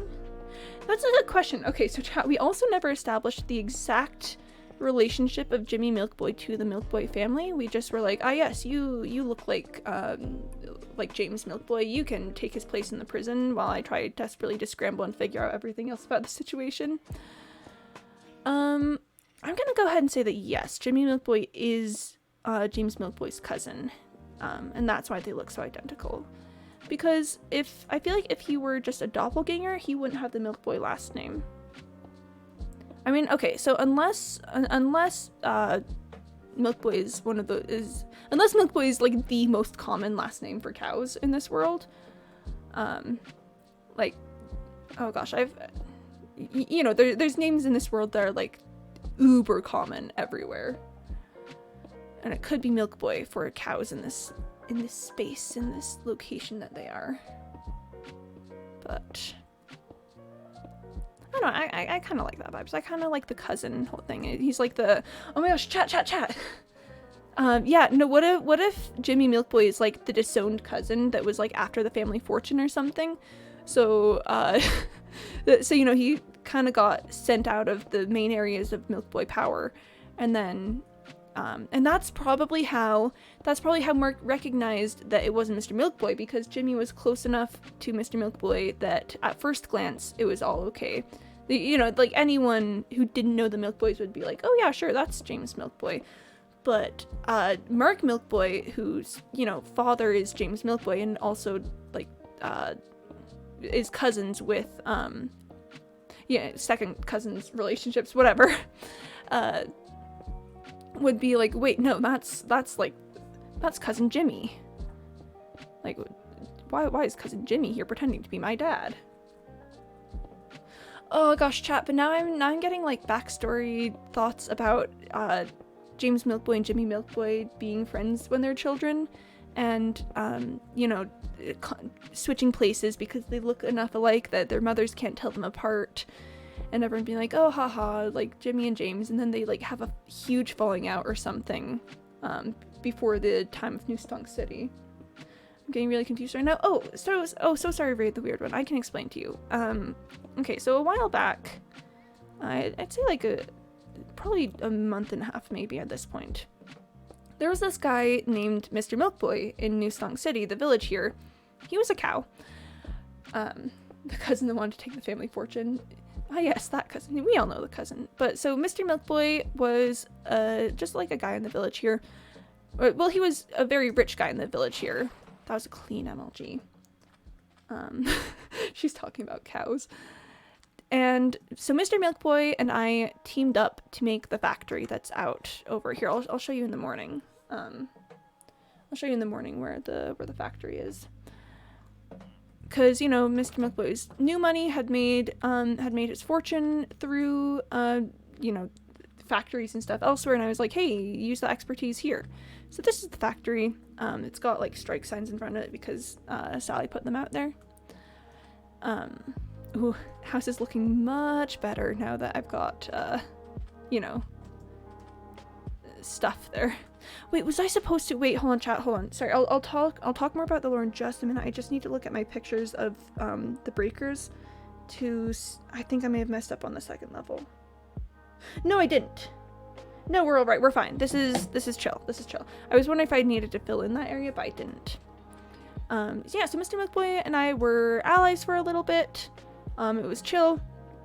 But then there was this whole thing where I took the son of some of the city council members on a fishing trip, and then we ended up like super far away from the village, and I didn't want to have to deal with getting him home, so I just kind of left Mason was his name, Mason the Mason. I left Mason out in a random oak village in the middle of nowhere. But then it like got out that but then I like came back to the village and replaced him with a doppelganger from Paper Plains, the city out over there. But then the information got out and I had to go on the run, and I needed some way to clear my name when I got back. So I decided to blame it all on Mr. Milkboy, saying that he had like blackmailed me into staying silent about the whole thing, and like he had sent a letter to me saying that Mason was supposed to go on a study abroad. And like, all this information, like, oh my gosh, Mr. Milkboy is so terrible, he used me to kidnap the 2 members of the city council's son. So then, I get acquitted. I managed to convince everyone that it actually was Mr. Milkboy, and then he gets put in prison over in Paper Plains at the request of the Woolsworths, the sheep mafia that run Paper Plains.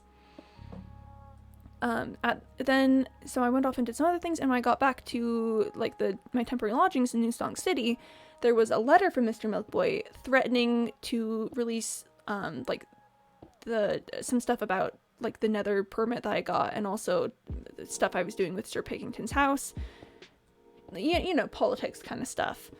And to avoid getting thrown in jail again and acquitted, I went off to go visit Mr. Milkboy. He made some threatening demands to me, and I ended up having my dog lawyer, Not Looky, kill Mr. Milkboy. I don't know if that sentence made any sense. I brought a dog that I said was a lawyer to the prison with me, and then before I exited the cell, I smacked Mr. Milkboy so that Not Looky would go after him, thus killing him. He's dead. But I wasn't supposed to have killed him. He was just supposed to have been exiled. So I got a double for Mr. Milkboy to hang out in the prison. His name is Jimmy Milkboy. That's who we were talking about just a second ago. And then, pretended that everything was fine back in New Stonk City. But then Mr. Milkboy's son showed up because his mother had gone out asking all of their children for help. So Mark Milkboy, who's played by Cyborg, so this guy he framed was going to expose you framing another guy, so you had to take care of him. Exactly. I couldn't let any of that get out. So Mark Milkboy, who's played by Cyborg, came in, discovered that Jimmy Milkboy was not his father, and then we proceeded to hold a murder trial, in which it came out that I was the one who killed Mr. Milkboy, but I managed to spin it so that Mr. Milkboy had been crazy before he died, and was threatening to kill me and the whole town and stuff. So I got and Mark made a whole speech oh my gosh, I'm so sorry that all that happened to you, Mayor. I'm sad that you killed my dad, but I don't want anything bad to happen to you. And so I got acquitted of the entire thing. Kind of a long, complex story, but the thing to know now is that I have accidentally left Jimmy Milkboy in the prison. So he's just been sitting there ever since I think it's been 3 weeks at this point. This is all about a cow? Yeah. Yep, this is all about a cow. A cow named Mr. Milkboy, whose only crime was being suspicious enough that I could pass off my own crimes onto him. Yep. That's the roleplay around here is kind of wild. It's kind of crazy. Don't even get me started on the Pickingtons. The Pickingtons are pigs. Oh, 2 cows. Technically 3 if we count Mark Milkboy as a cow. Yeah, this is all about cows. A Tale of Two Cows. There's more. Oh, do you want to hear about the Pickingtons? Oh, Ray the Weird One. I can tell you about the Pickingtons. Alright, so, here we have to go a little ways back further. Don't worry, not too far back further. We can handle it fairly quickly. So way back when I was just starting out doing this whole, roleplay thing, I wasn't exactly sure when I wanted to take it. And then I found a pig in a room. Oh, and the accent with Mrs. Milkboy and Mark Milkboy. Oh, you can call me Ray? Okay, yeah, I can call you Ray. Thanks for letting me know. Okay, well, we'll get to the accent with Mrs. Milkboy and Matthew Milkboy. Well, let's talk about the Pickingtons. So it was quickly established that Sir Pickington, who is a pig, he's the old money of New Stonk City. His family has been in charge of this area for generations, and they're very rich. They have a lot of control over the town. They've got a lot of influence in the area, and so they're basically my main obstacle in having complete power over the city here. Originally Sir Pickington and I were going to be business partners, but then he started instituting a thing where he's like, hey, I'm letting you be mayor. You have to give me half of all of your emeralds that you make. Which, very sketch, very, very much not a great time. But, what was I going to do? He had all the power and influence in the village.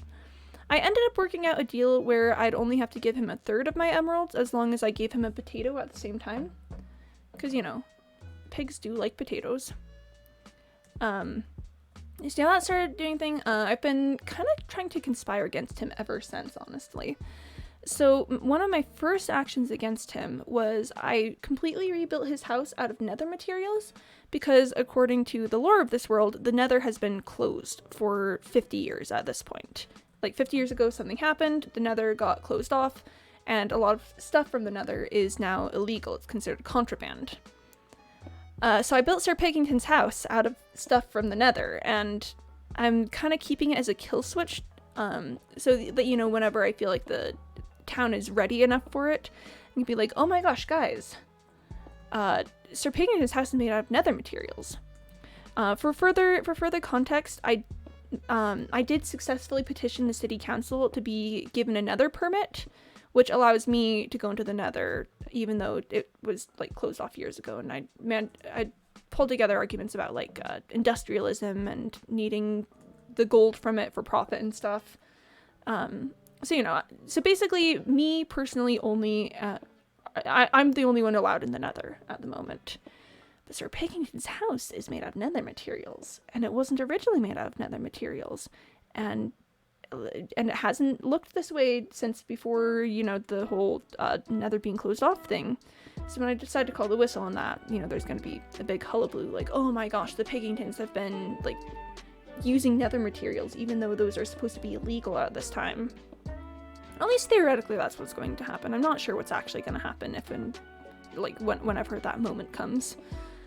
But then I was like, wow,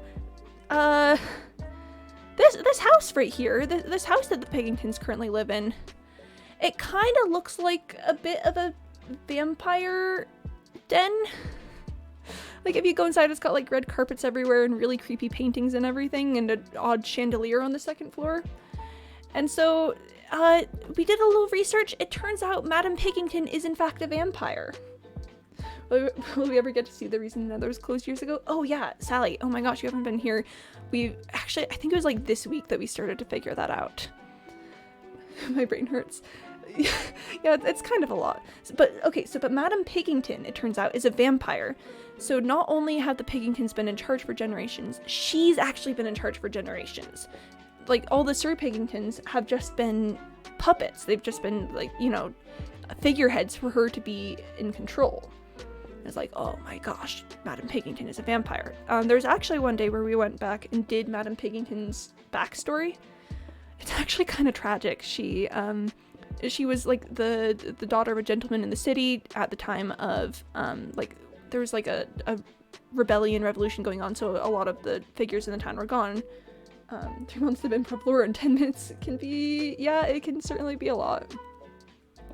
So, but Madame Pigington was drafted into like helping take care of the town and stuff, and she had a close friend. Yeah, so she had a close friend who was a fisherman in the desert. It was kind of a weird occupation, but it made him happy. But then one day, the guy who was in charge of the village started cutting down on like food supplies for everyone and started putting in restrictions about work and stuff. And John, who was her fisherman friend, ended up getting like killed by mobs because he wasn't considered useful enough by Sir Fairfield, who was was it Sir Fairfield or Lord Fairfield? I don't quite recall. But yeah, so after that she went to another city to try to ask them for aid with it, but ended up leaving the town too late and got cornered by a vampire on her way back to Stonk City.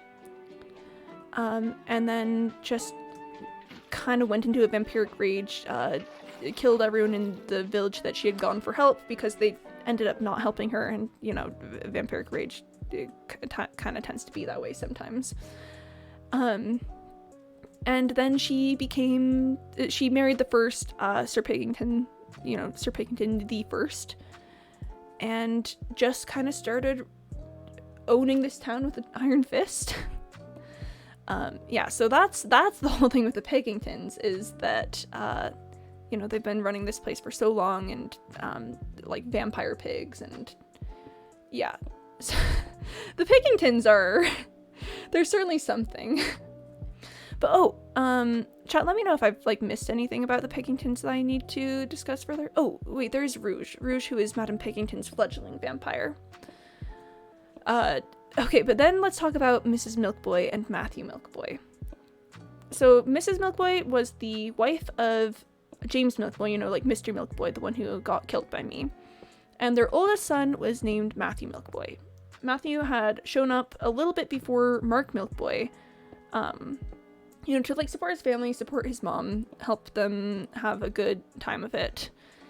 But when Mark showed up, my character, you know, like Mayor Alert, decided that he was, you know, a good choice for a protege, because the whole issue with there was that the factory was technically still co-owned by the Milkboys and the mayor. And, you know, the factory is like the big working place in town. If I want to have control over the, full control over the city, I need to control the workplace.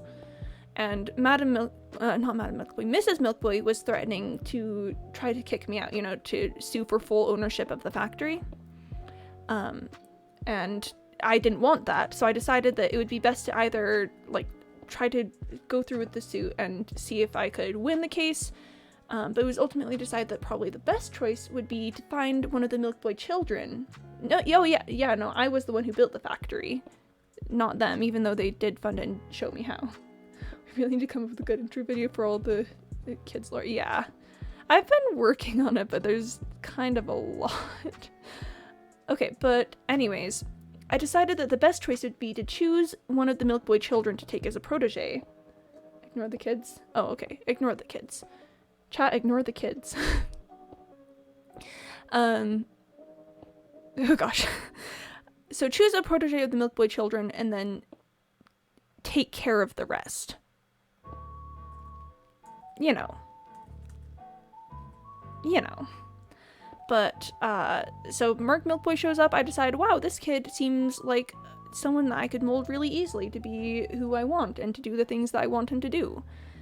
And so I start working with Mark Milkboy a little bit. We discover that his, like, dad is dead and stuff. We're trying to figure stuff out. And I decide I need this kid to be entirely alone in the world. So I stage an accident that makes it look like Mrs. Milkboy and Matthew Milkboy got killed by a skeleton. And I had a good alibi at the time because I was under arrest. I was under house arrest at the time. I had been forced to stay in my home without, like, any gear or weapons or stuff. But I had managed to secure an invisibility potion and, like, a simple bow and arrows. And I used that to, you know, make it look like something rather unfortunate had happened there. Oh yeah, Mr. Milk, you did try to, like, take a look at that a while ago. I think what I really need to do, I think what I need to do is go through and just, like, make videos about the entire storyline up to this point, but that's a lot of editing and I'm still kind of working that out. But yeah, so the Milkboys are now basically entirely dead except for Mark Milkboy, who I'm currently, you know, kind of working at pushing him a little bit, convincing him to take a few steps in the wrong direction here and there to hopefully eventually turn him into, like, my full protege and can start, like, bringing him in on the more illegal kind of stuff that's going on. Oh, make a child. Hello, sir. Would you like to invent a child? Slowly corrupting him? Yeah. Yeah, so, actually, very recently, Mark Milkboy visited the town, and he discovered a secret underground lab that I've made to... And then we played tag, yeah. Oh gosh, wait! Sally, I can tell you about what we figured out with the Nether. So, this goes back to the fortress lore that I was working on. Yeah, it's so exciting. 'Cause... you know, we've had the bastions as the McDonald's of the town, and that's been kind of fun. I was like, but what's the deal with these kind of like skyscraper looking buildings? because you can tell that the Nether was once a very profitable place, but something just happened to make everyone like abandon the area suddenly. And there are those huge buildings, those skyscrapers that seem to have been like had a lot of care and effort put into them, but they haven't started decomposing that much, which means that they were probably abandoned relatively recently, aka 50-ish years ago. So I looked into it further, had a conversation with a child and stuff, and it turns out that once upon a time, the piglins, who are, you know, kind of like the cousins of the Piggingtons, they became like the kind of big overlords of the Nether kind of thing. And they were using the wither skeletons and blazes as like forced laborers, which, you know, is not poggers. We do not appreciate forced labor in this extreme environment. I mean, forget that. Remember, chat. This is all roleplay. This is all roleplay. But the blazes and wither skeletons decided to retaliate with the zombieism virus. I'm still working on exactly how they did that, because I might relate a lot of it to like the story of the Radium Girls, which we've been talking about a little bit around here. You know, like having something in the Nether be kind of like radium. So they released the zombieism virus on the Nether, and, you know, people started dying off really quick, but once they were, you know, dead, they didn't stay that way. They became undone. It was this whole huge mess and this whole huge outbreak, and that's why the Nether got closed off. Is because there was a massively infectious disease there. Enter the modern era, in which Mayor Alert, I've entered the area. It's actually horrifying. Yeah, no, it's... yeah. And you can tell, like, from the way that the Nether is now, that the entire Piglin society has basically collapsed at this point, due to the zombieism virus. This is too much. I have a headache. Oh, I'm sorry. Yeah, there's kind of been a lot going on, and it's, you know, improv lore just takes you places. So, but yeah, so their entire civilization has essentially collapsed. The skyscrapers are at this point just completely taken over by the blazes and wither skeletons. But when I entered the area, I exposed myself to the virus. Because it's still in there. You know, there's still zombie piglins everywhere. And that means that my character probably has a limited amount of time before, you know, death by zombieism. The disease has started progressing to a point where the mayor needs to, like, take health potions every once in a while to, you know, reduce the effects and keep the zombieism from spreading. But ultimately, you know, oh, that's fine. Ultimately, his best chance for survival is to try to find a cure of some sort. And that's where the secret lab comes in. It just barely got kind of finished, so I haven't done too much with it at this point. But the plan with it eventually is to turn it into an entire Nether research laboratory. Start school tomorrow? Oh no, Ray! Oh my gosh, okay. I guess I really do just need to get better about, like, making things into videos so that can be available constantly, and you guys don't have to then watch, you know, hour-long streams when it's not there. Oh, I'm so sorry, Ray. Bless. Bless. Oh goodness, I will get better at editing and stuff. I'll try to make that a bit easier on you. But yeah, so the underground lab, yeah, Cyborg has school and it's very tragic for him. The underground lab currently is in the process of becoming a research location so that I can try to figure out, like, oh, I forgot that that's slabs. You can't MLG on slabs. Here, actually, after we sleep, I'll take you down to lab so you can see. It's going to become a research for just, you know, observing and researching all things Nether related. Hey, Rice Kitty, hi. Hey, it's lovely to see you. So I'm gonna build like a Nether portal down there, which is gonna be pretty illegal. I'm gonna start like growing the plants down there, like crimson fungus, warp fungus. Staying in school makes you better at PvP. Well, there you have it, folks. There you have it. yeah, I'm probably gonna like trap some zombie piglins behind glass down here. Okay, so this is the first level of the lab. I need to go in and add more sea lanterns because I kind of want these to be like full strips of lanterns. This is the Netherwort farm, which, okay, Mark Milkboy did find this area, but I managed to convince him that it was for medicinal research. Sorry, I didn't drink water when I slept. That's why I'm struggling. Hold on.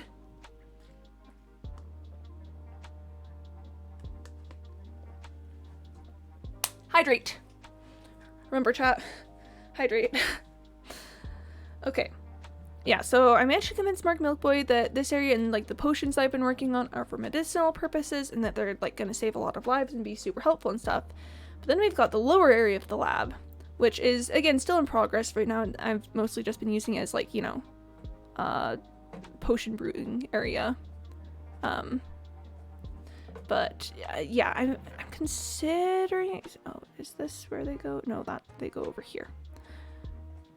I'm considering expanding this a little further even this way, because I want to have room to grow like massive fungus trees down here.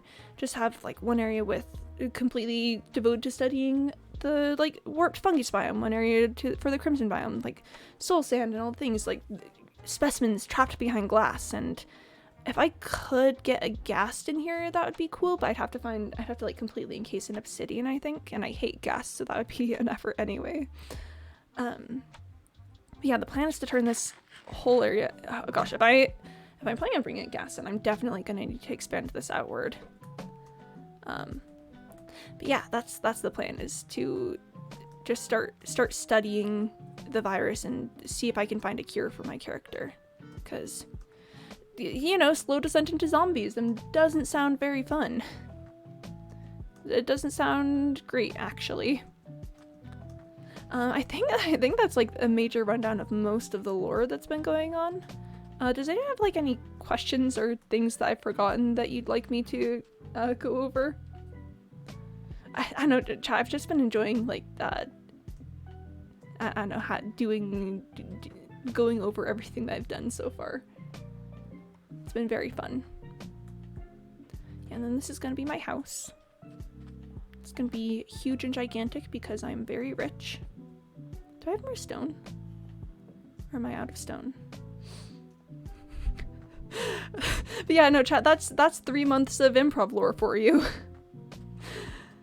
3 months of just absolute craziness coming up with this stuff. Oh, I do have some more. Just a little bit, though. Just missing the little details like the information broker, Mr. Pigington also replacing the mason. Oh yeah, okay, so we've got an information broker over here named Bobbert the Sheep.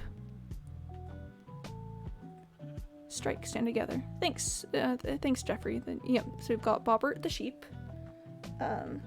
Very much information broker, sells information around the place. Just a little bit more. But then, so the thing about Mason, with Sir Pigington, is that I replaced Mason once. So, you know, I'd done the whole, like, oh my gosh, this is actually Mason. Clearly I didn't leave him in a desert village, not in an oak village out in the middle of nowhere.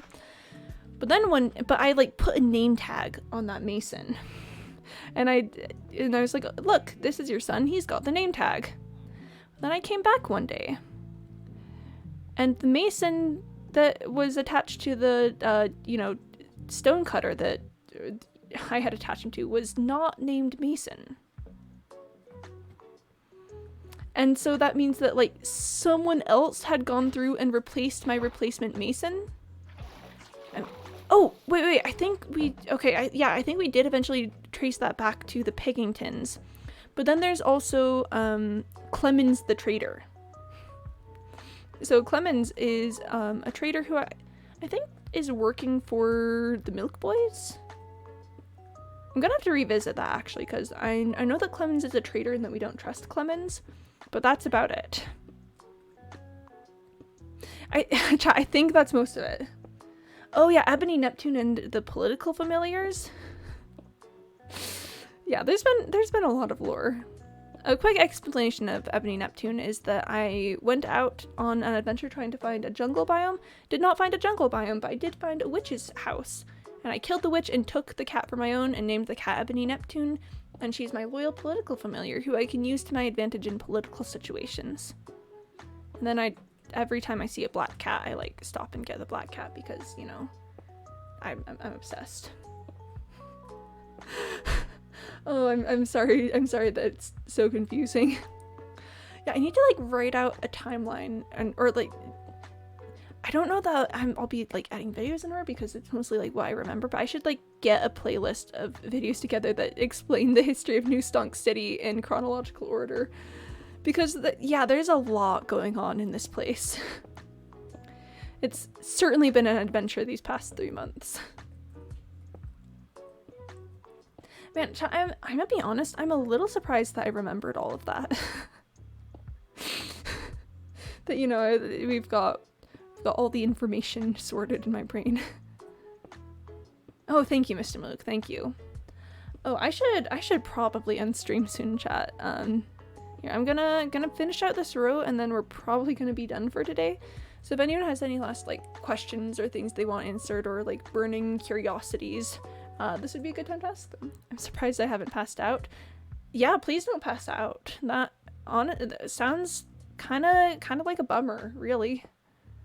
Oof. Yeah. Thanks for sticking and listening to all of that. I know that it's oh, that wasn't a good MLG.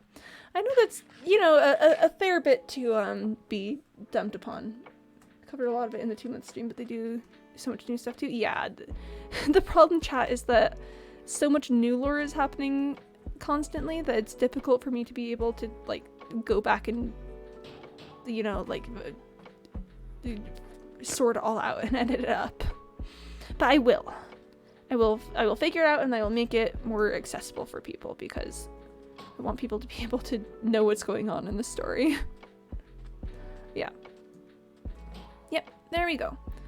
Oh, there's a wandering trader. If that wandering trader has, if there's jungle saplings here, you are going to become my new best friend.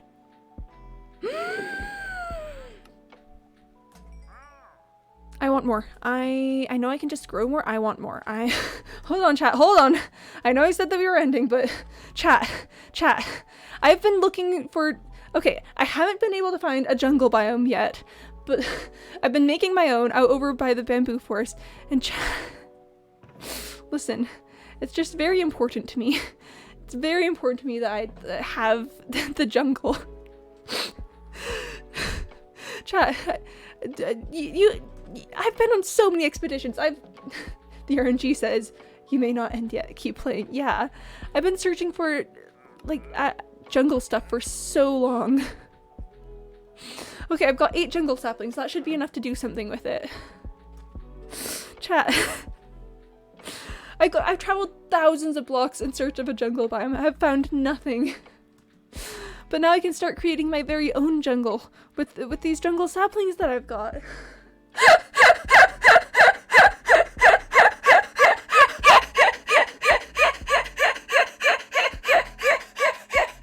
Like, of course now of all days.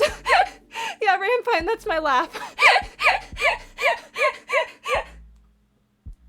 Like, of course now of all days is the day that we find the jungle stuff. I need a jungle biome? Why not? That's a laugh. Yep. I'll be looking for a jungle biome. Fine. I'll do it myself. I really will. Chat. Actually, you know, I'm gonna go plant one of these right now. I'm gonna go plant some of these. The Quimby wees? Exactly. Oh my gosh, we didn't talk about bed. Long story short, I can't enter the tenements because looking at too many beds will make me laugh uncontrollably. Oh, it sounds like you're gasping for air. Actually, okay, so that's exactly what's happening. Quick little rundown of my laugh is that I laugh inwardly. So most people laugh outwardly with a, you know, like ha ha ha kind of thing. Like their laugh goes, huh. I actually Chat, I can't recreate a normal laugh at this point in my life. Just whenever I try, it just sounds fake. But yeah, so my laugh is, I laugh inwardly, where the normal part of my laugh is silent. You just hear me getting air in between silent compressions of my diaphragm.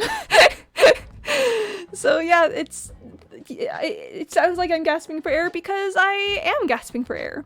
In fact, if I laugh too long, then I'll start like losing oxygen and I'll get very lightheaded. When I put in the beds for I did 3 of the tenements with beds at once, and when I put them all in, I started to get like super lightheaded and dizzy because I just couldn't stop laughing while placing the beds.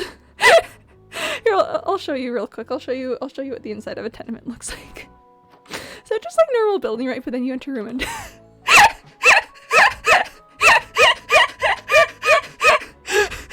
bed.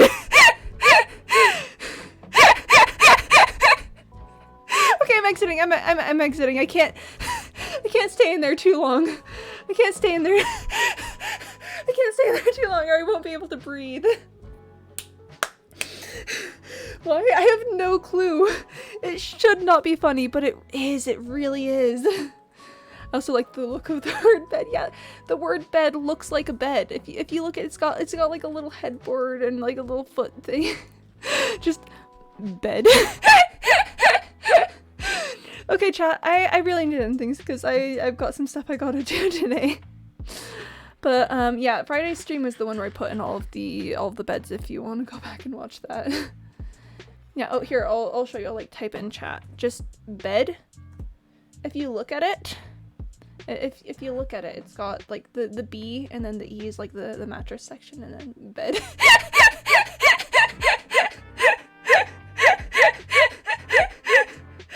Yeah. Okay.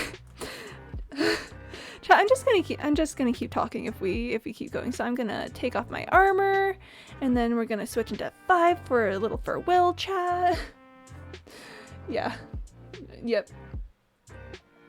Yeah. Thanks for coming today, guys. Thanks to Sally for showing up for the workers' rights section. Thanks to everyone who was here for the explanation of the Lord. That's been wild times. We are not a bed cult, I promise. Oh, I promise we are not a cult of bed laughers. It's a cult, but we just laugh at beds. But yeah, no, yeah, thanks guys for being here, and I hope everyone has a good afternoon, right? Yeah, and you too, Raid. Yep, bye guys, bye. Here, I'm gonna go ahead and, here, how about this? I'm gonna go ahead and send you guys out to Otters. Oh gosh, do I remember the place of the Otters? I want to like raid because I've got people here and I always feel better doing that. Oh, it's Marine Mammal Rescue. All right, so yeah, I'm gonna send you guys out to the Otters. I hope you have a good rest of your day, night, evening, whatever you've got. Morning if it's that for you. And yeah, thanks for coming today, guys. Bye. Gonna do a bye, and then yep. All right, here we go. I mean, obviously it doesn't quite start yet, but yeah, hope to see you guys next time. Bye-bye. Bye. Yep, there we go. And read.